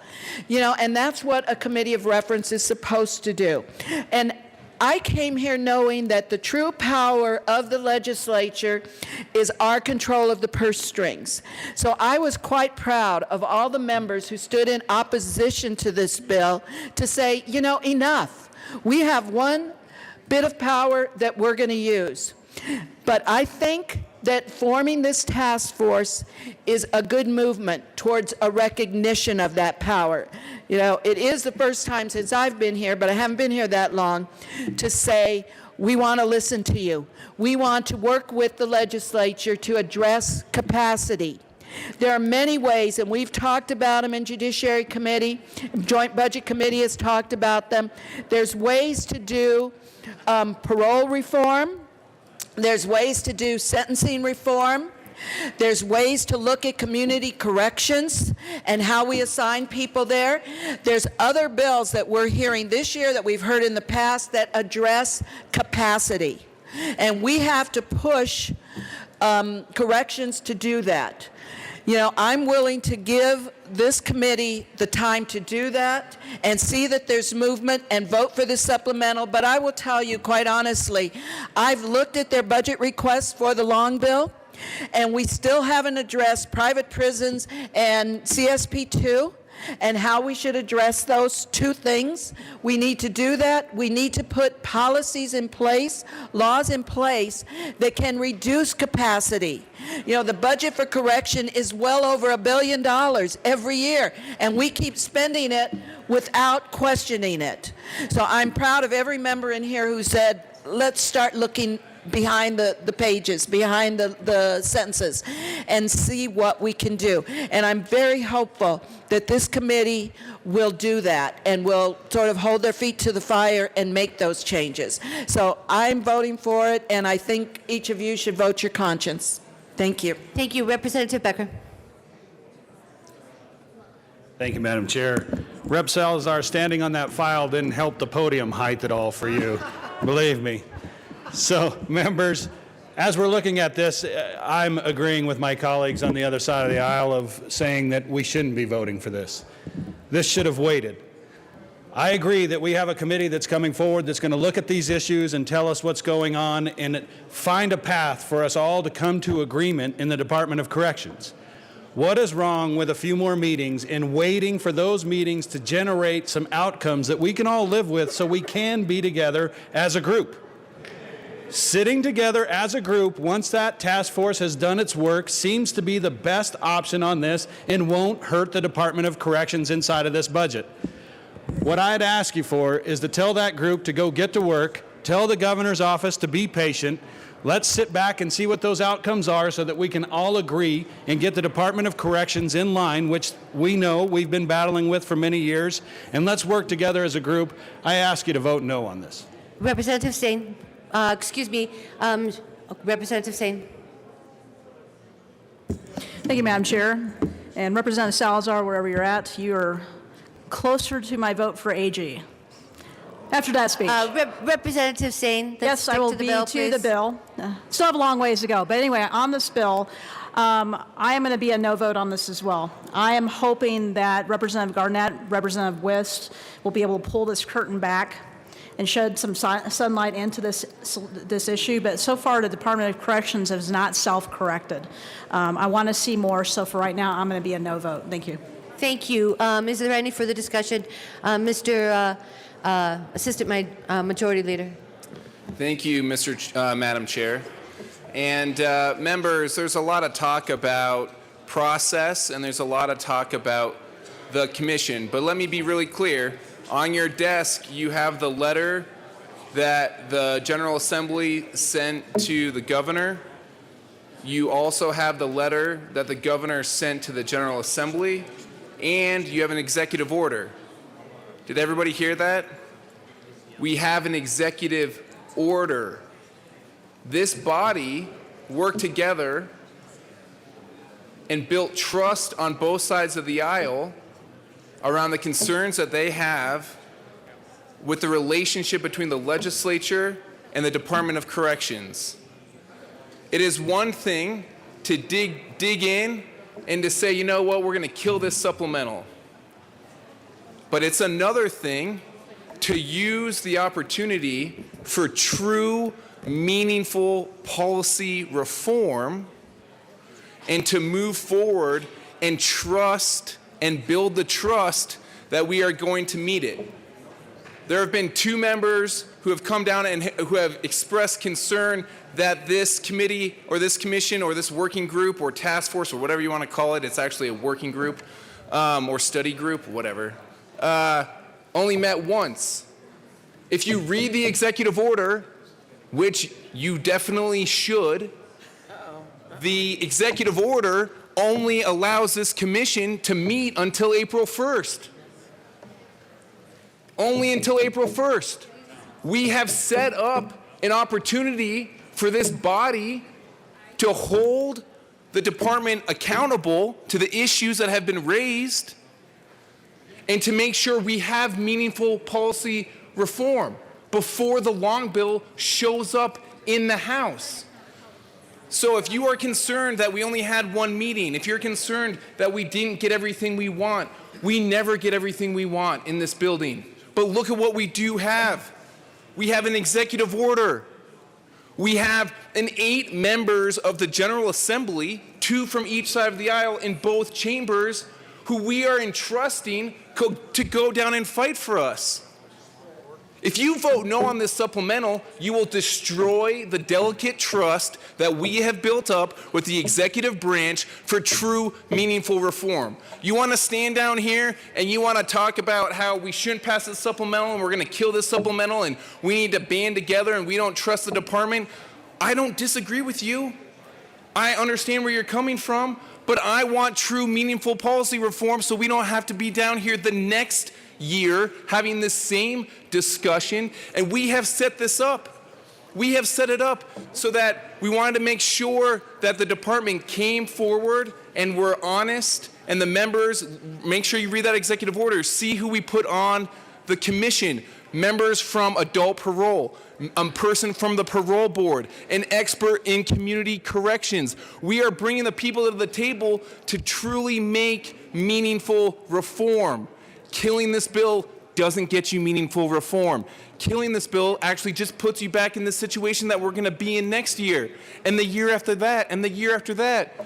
Our members have been down here 6 years in a row asking for this, and now you're standing up saying it's not enough? Come on. We need trust. We need trust. We need trust in our member, in our 2 members from each side of the aisle in each chamber to go down and to have this honest conversation. This is too complicated a discussion to be having in the well and just saying we're going to kill this bill. That's not going to solve anything. We need to stand up. We need to say we need to rebuild the trust in the department and the legislature. We need to bring people together to have a meaningful conversation about how we can move forward and solve some of these problems. And this is a good process. This is how you get change in this legislative body. So I urge you to support the bill. I urge you to look at the executive order and the list of members who are going to be serving on this commission and to talk to them about your concerns.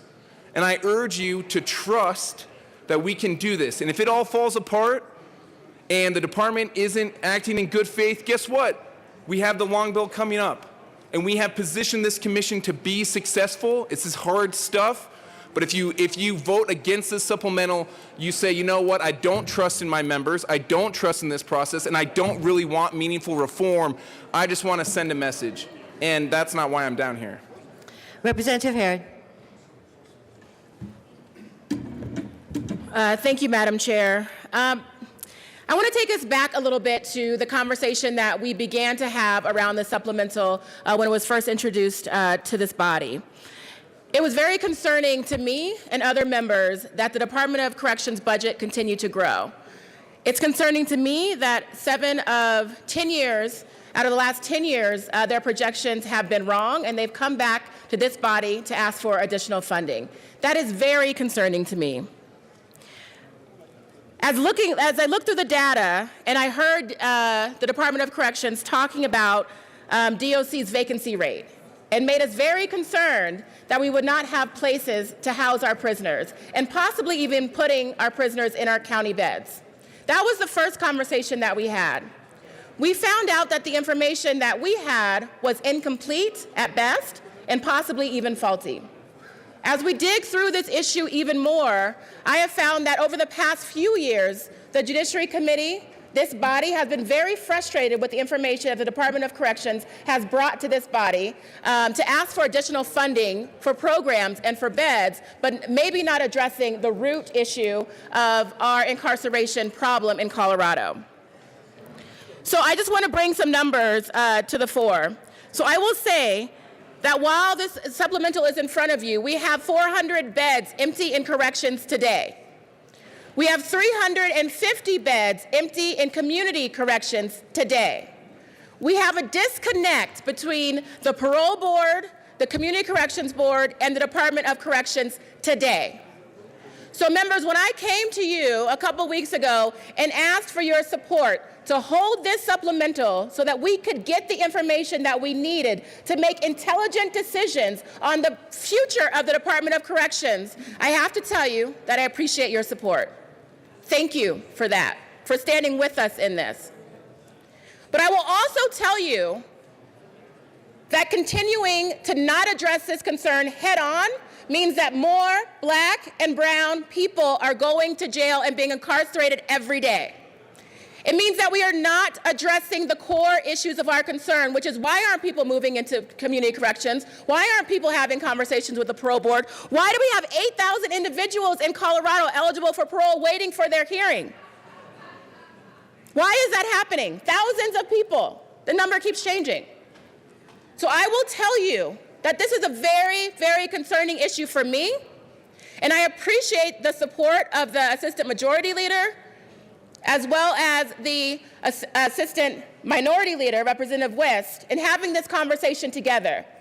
Now, I know that some of you guys like private prisons, possibly. Some of you guys dislike private prisons. But my issue is, why do we continue to incarcerate a population when we know there's better solutions for people to move back into society and move back in a productive way? Why aren't we talking about the drug issue that we have, an addiction issue that we have in our prisons right now? Why aren't we providing more treatment beds? Those are the conversations that I want to happen, but it starts with this projection issue that continues to be wrong year after year after year. Members, I will tell you that I am humbled to be a part of this executive order. We have not had an executive order on this issue. We have not had commitment from the governor's office and the Department of Corrections to work hand in hand to get a hold of this issue until today, until this executive order, which is on your desk, came down. Representative Wist and I are co-chairing this working group, and we will have the tough conversations. We will have the tough conversations over the next few weeks to dig into these numbers, okay? I ask for your support in letting us have that process. But I will tell you that if the Department of Corrections does not continue to operate in good faith, which they have, if they do not continue to operate in good faith, then we will have this discussion on the long bill. And I would bet to wager that we will have an interesting vote count when it comes to the Department of Corrections budget, especially if they come back to this body and ask for another increase. So today, members, I ask that you allow us to work through this process. This supplemental is truly, now that we know, it is truly a true up. These monies have already been spent. We have an obligation. We have an obligation to make sure that the state can pay their bills, but we do not have an obligation to continue on the path that we're on right now. That is what this task force is doing, and I ask for your faith in moving forward with the department, with the governor's office, and with the members of this body. Thank you. Thank you. Is there any further discussion on House Bill 1158? Representative Lee.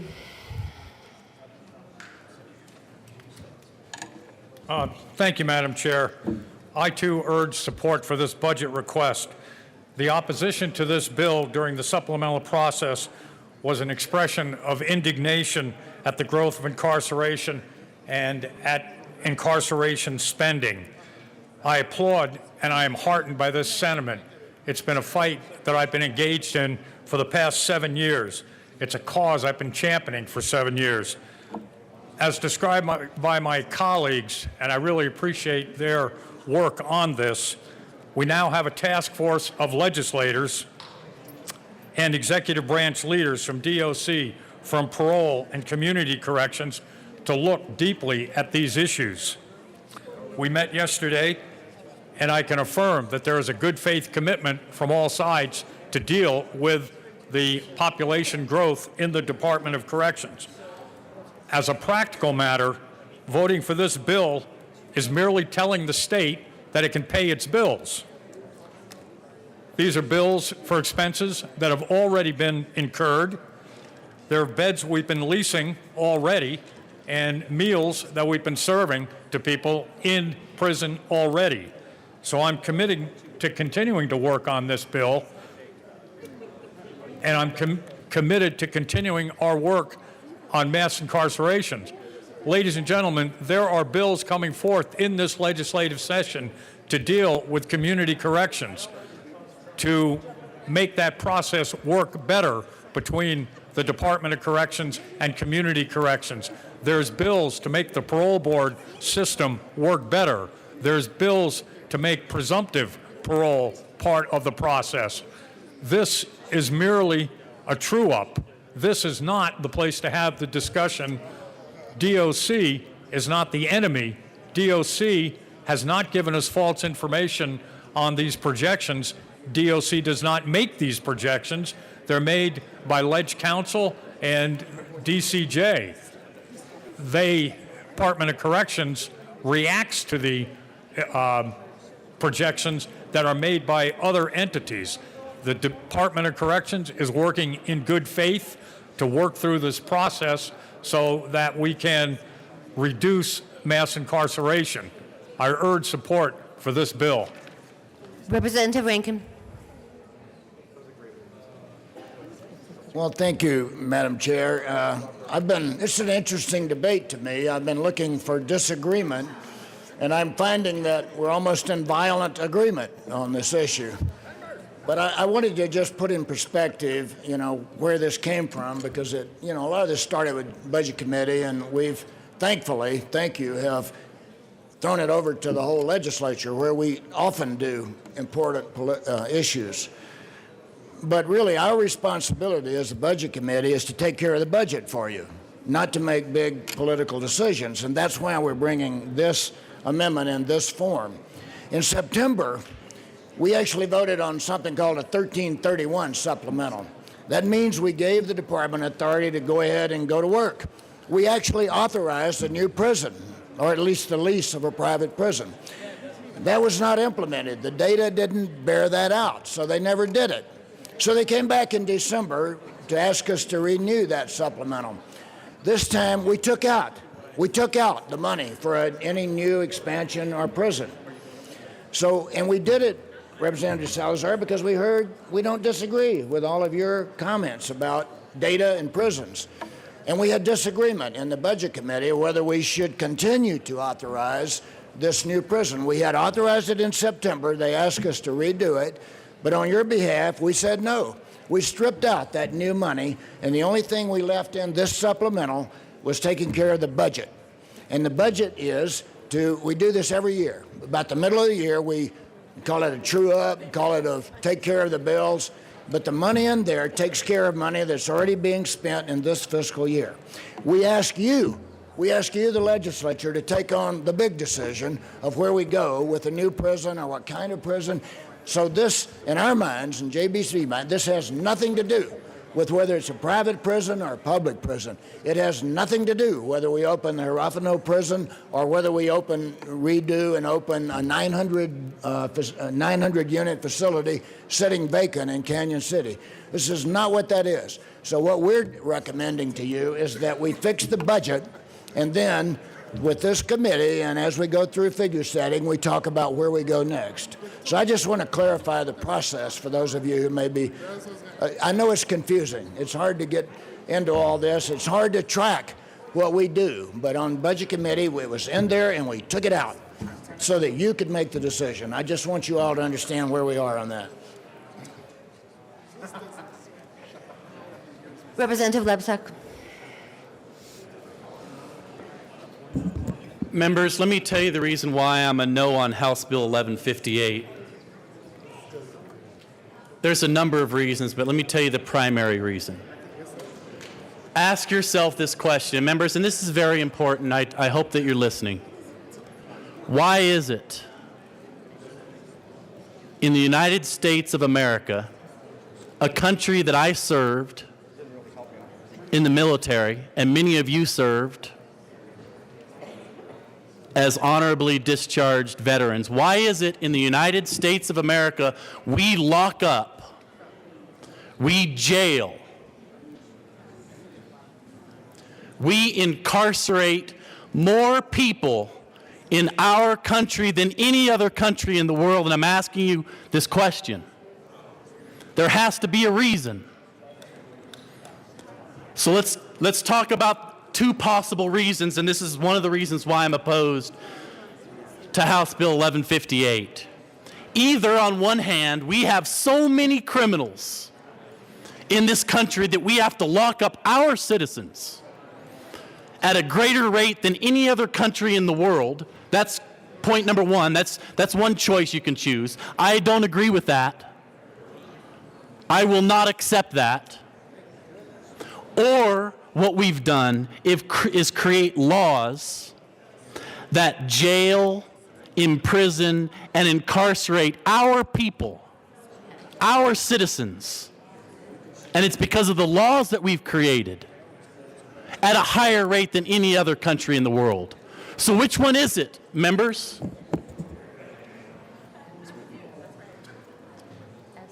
I'm absolutely serious. Do we jail more people in this country, and Colorado is included in the 50 states, because we have so many criminals in this country? I refuse to admit that. I will not subscribe to that.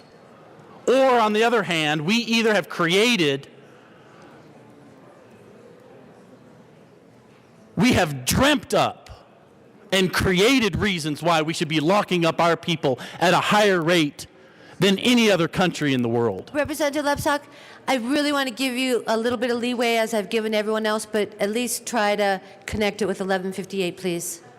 And so what 1158 does, 1158 says we are not locking up enough people. We need to lease more space. We need to hire more people to incarcerate more people, is what 1158 does. The Department of Corrections needs more money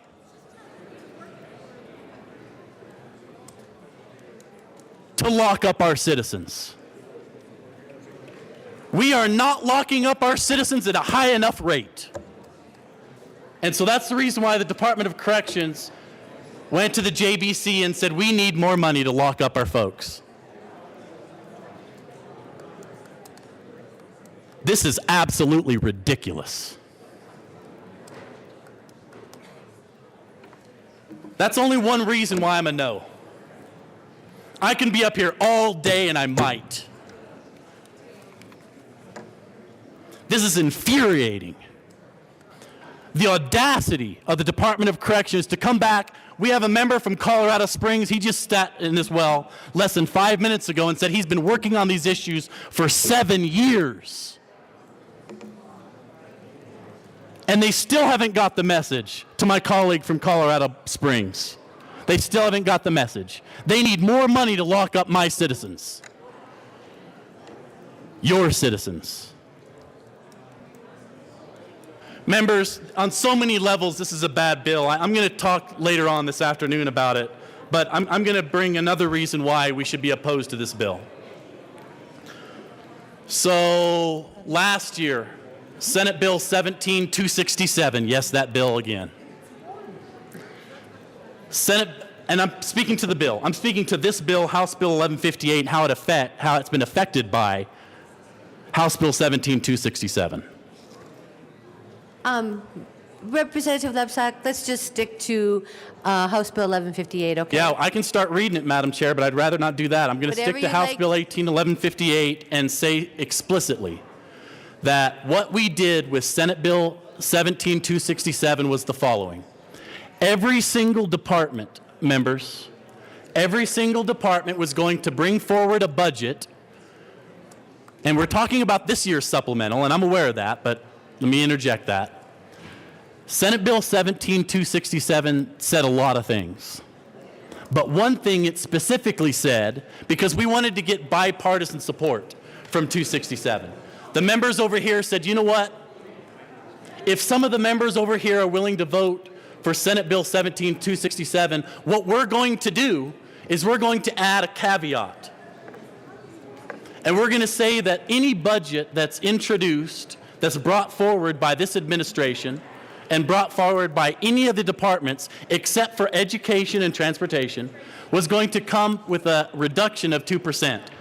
This bill, and I'm speaking directly to House Bill 1158, this bill is a supplemental to this year's budget. So what we've done is we've already received a budget from the Department of Corrections for the budget year 2018-2019 with a greater increase than what is dictated by state statute. Not only are we violating the spirit of Senate Bill 17267, but we're even violating it in this year's budget. We can't even stick to Senate Bill 17267 with budget year 2018 and 19. And we're going to increase this year's budget and violate the spirit of 17267. Now, members, I was a yes vote on Senate Bill 17267 with or without that language. But I also spoke to a number of folks on this side of the aisle and said, boy, are you willing to vote for this because it sounds like the sponsors are going to put in some good language to make sure that we're fiscally responsible in the future. And this side of the aisle, a couple members voted yes because of that.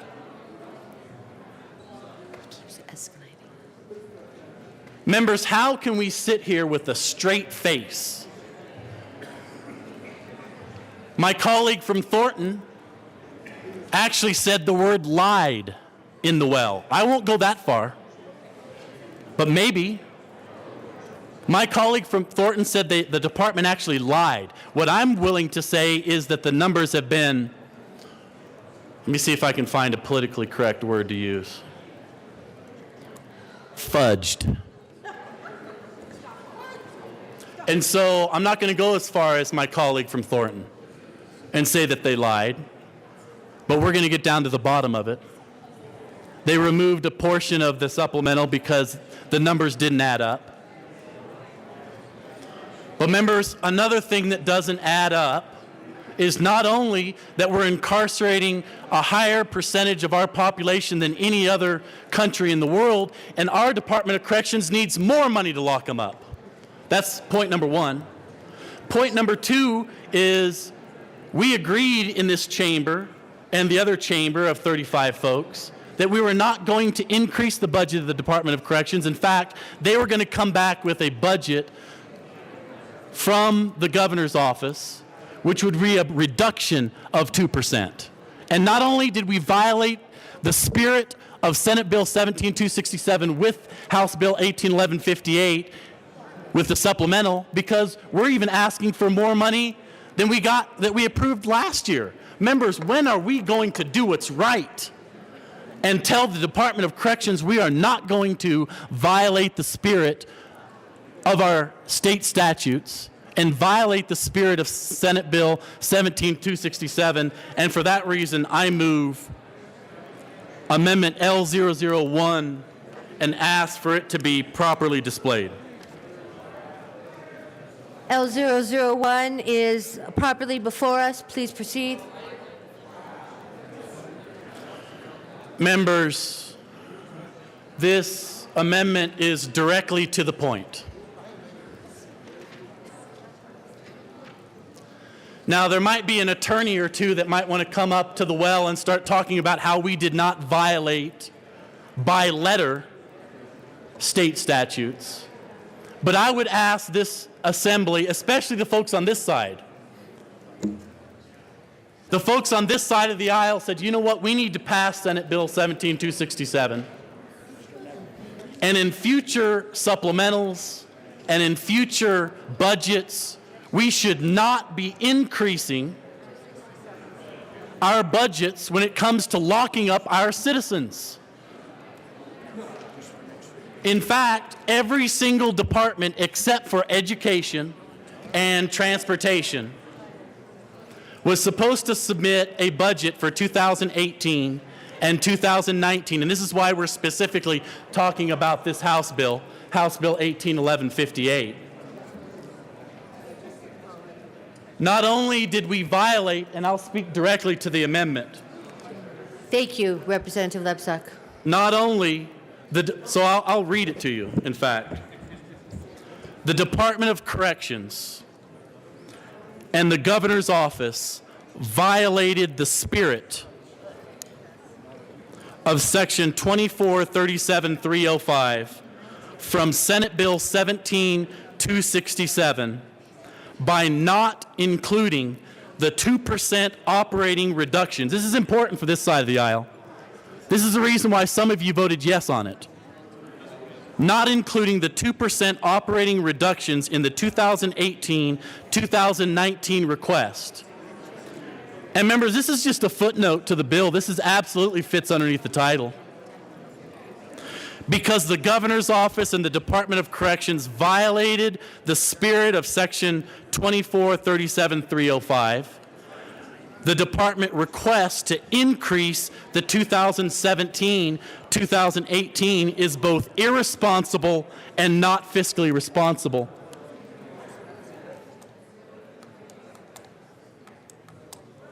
Members, does this amendment not speak to exactly what some of you agreed to? I ask for a yes vote on this amendment. Representative Hamner.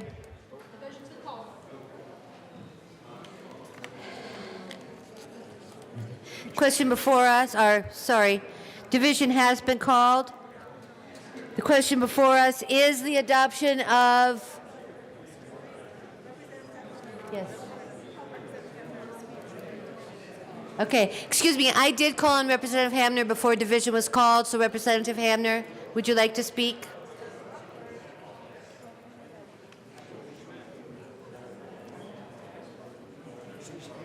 Thank you, Madam Chair. And members, I was going to ask for a title ruling because the amendment talks about the 18-19 budget year, and this is a supplemental in the 17-18 budget year, so the amendment doesn't fall under the title.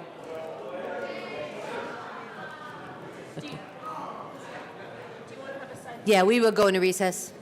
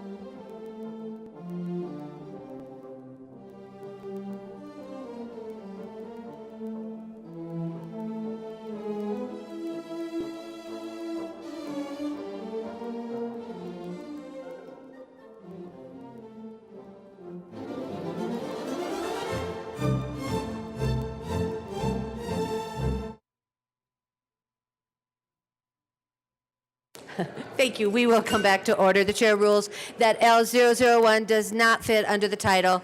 We are back to House Bill 1158. Any further discussion on House Bill 1158? Representative Melton. Oh, you were next. I'm sorry. I yield to Rep. Salazar. Yeah, I do have a list. Yes. Representative Salazar. Thank you very much, Madam Chair.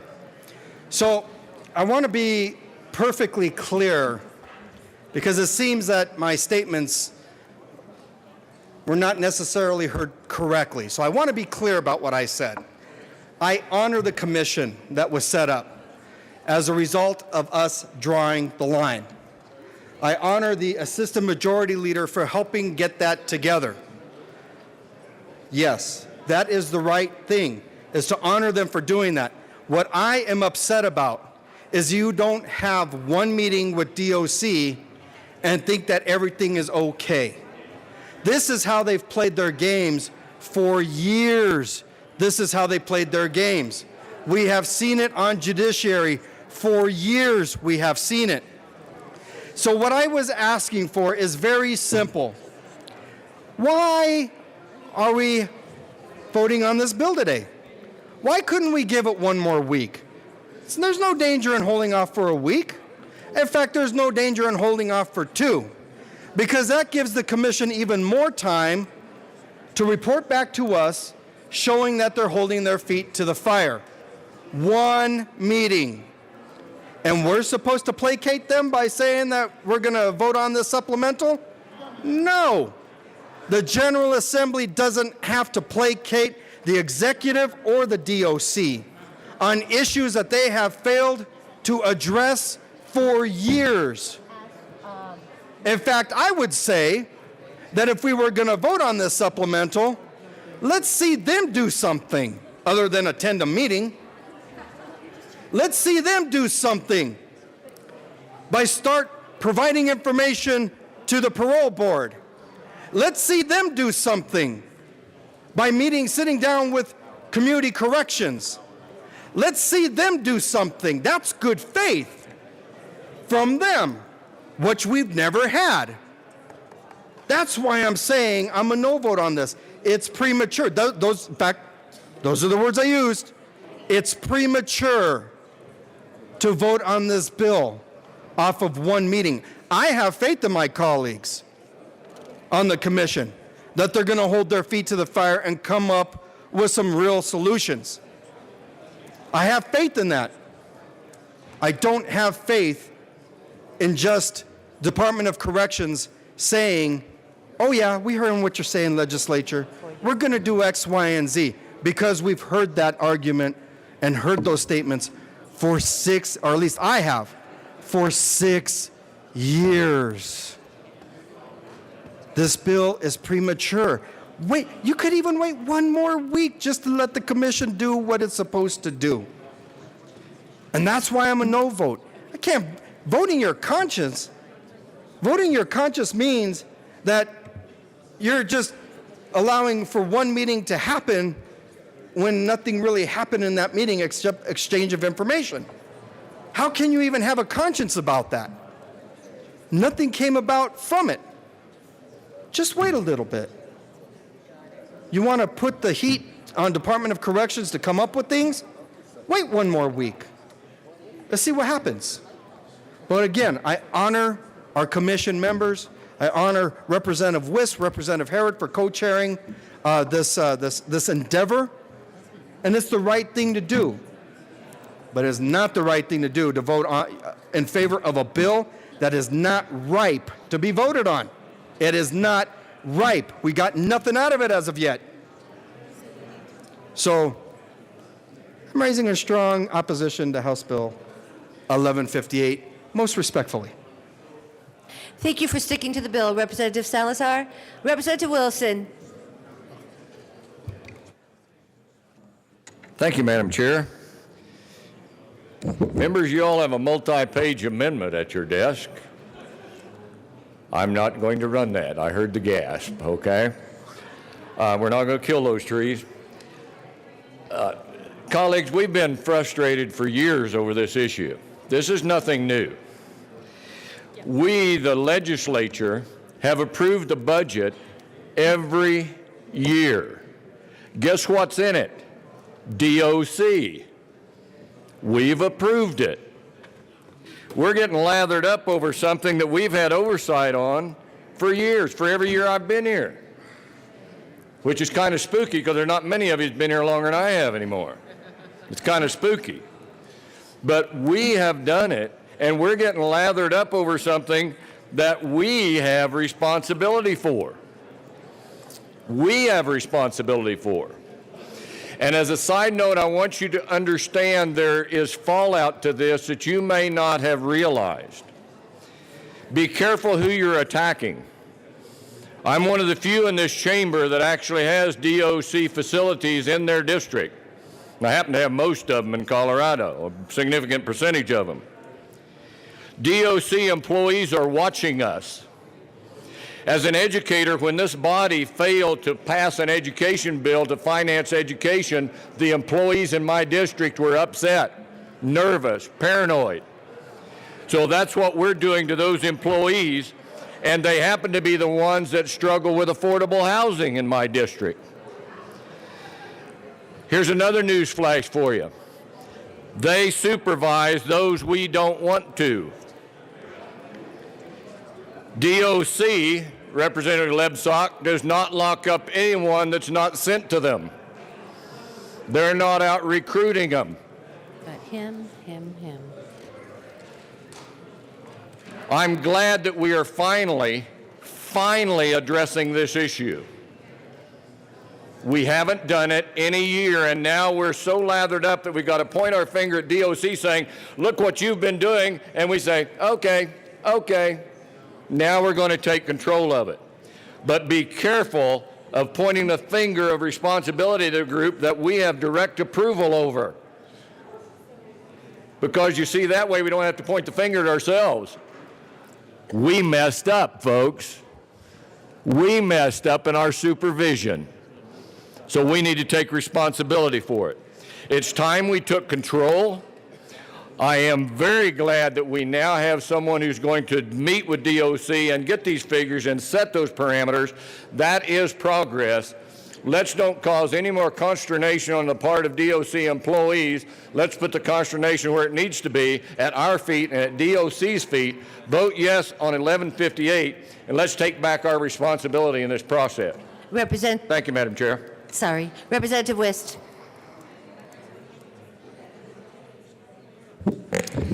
Thank you, Madam Chair. Members, I appreciate the discussion. Let me just make one comment on timing.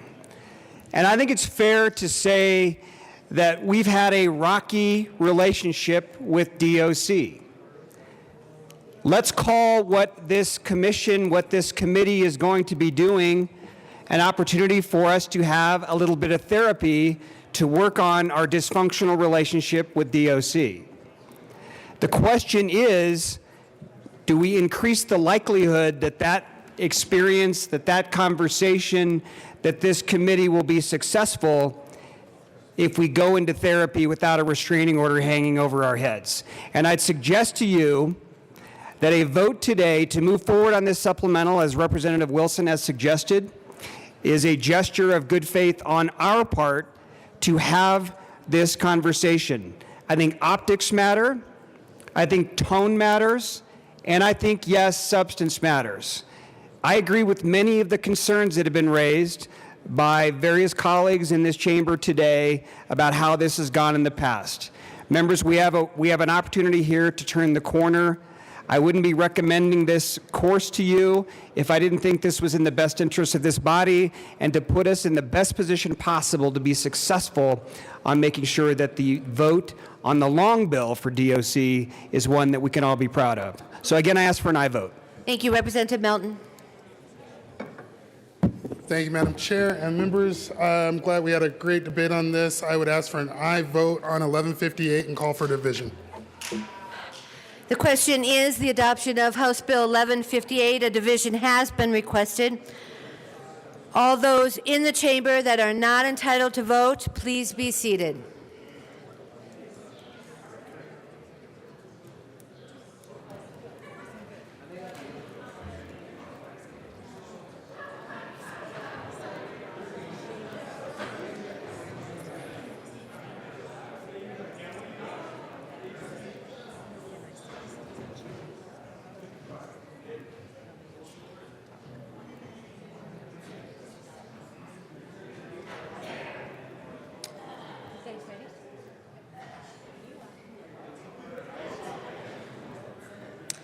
All those in favor of House Bill 1158, please stand, remain standing in one place until the count is taken.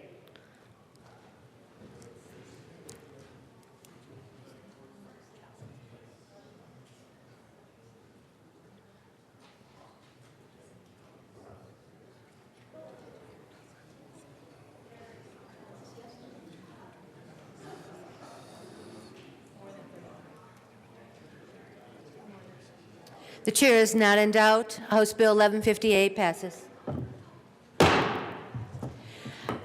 Mr. Jones, please read the title of House Bill 1143.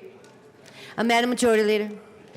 Thank you, Madam Chair. I move to lay over House Bill 1143 till tomorrow.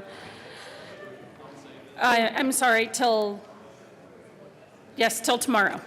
Thank you. House Bill 1143 will be laid over until tomorrow, February 23rd, upon the request of the Majority Leader.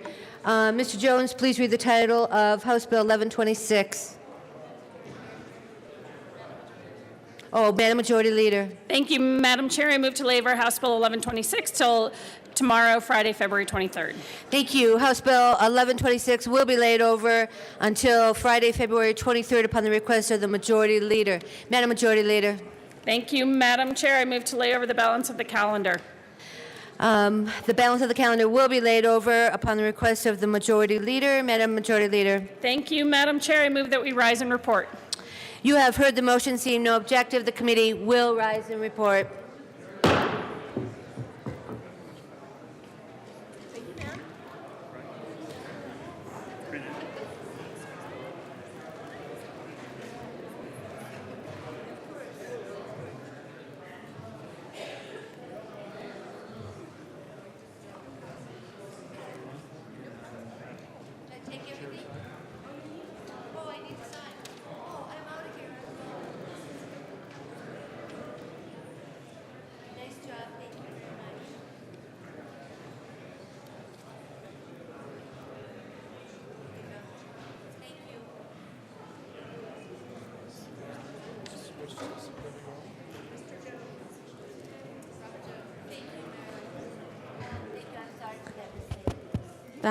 All right, it's on. House will come to order. Mr. Robin Jones, please read the report of the Committee of the Whole. You're doing a fabulous job today, I must say. Madam Speaker, your Committee of the Whole begs leave to report it has had under consideration the following attached bills being the second reading thereof and makes the following recommendations thereon. House Bill 1097, House Bill 1127 as amended, House Bill 1158, passed on second reading and ordered and engrossed to place on the calendar for third reading and final passage. House Bill 1126, House Bill 1143 laid over until February 23rd, 2018 and retaining their place on the calendar. All right, thank you very much. Representative Kraft-Tharp. All right, nicely said. Mr. Jones, please open the machine, and members, please to proceed to vote on the report of the Committee of the Whole.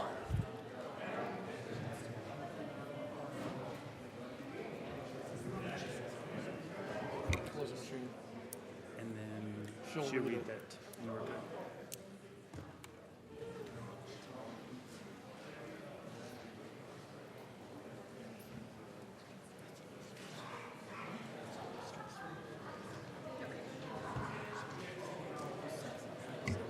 Representative Jay Becker, Representative Beckman, Representative Buckner, Representative Hooton, and Representative Willett. Please vote. Por favor.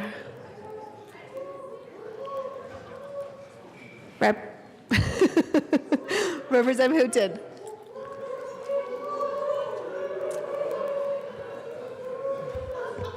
Order, order. All right. Please close the machine. With 54 yes votes, 9 no votes, and 2 excused, the report of the Committee of the Whole is adopted. All right. Announcements and introductions. Any announcements and introductions? I do have one for February 23rd only on the Appropriations Committee. Representative Lee will replace Representative Pabon. Further announcements or introductions?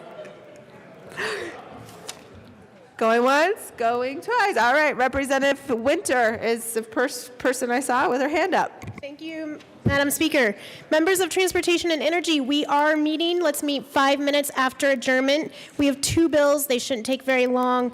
House Bill 1191 and 1188. All right, Representative Kraft-Hart. Thank you, Madam Speaker. Business Affairs and Labor Committee, we have two bills up today. House Bill 1083 and House Bill 1237. Okay. Further announcements or introductions? Representative Landgraf. Thank you, Madam Speaker. Members, Monday is the Veterans Caucus. This is going to be your second to last opportunity to sign up. Please see Jerry if you're going to go, if you want a lunch, and it's on women's issues for veterans. Representative Janelle. Thank you, Madam Speaker. Again, HIE 130. Promptly at 1:30, we have 5 bills to hear today, and we are in room 271. Thank you. Representative Beckman.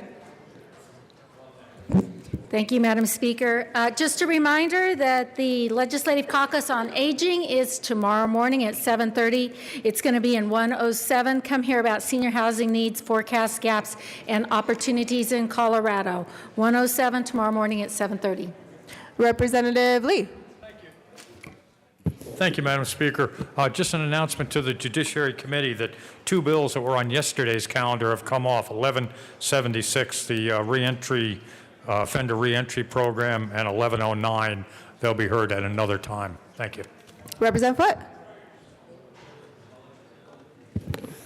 Thank you, Madam Speaker. State Affairs, we're going to meet today at high noon in LSBA, our normal room. Senate Bill 44 is first, followed by House Bill 1145, then House Bill 1146. All right, thank you. And thank you to all of our State Affairs Committee members who were here very late last night. Any further announcements or introductions?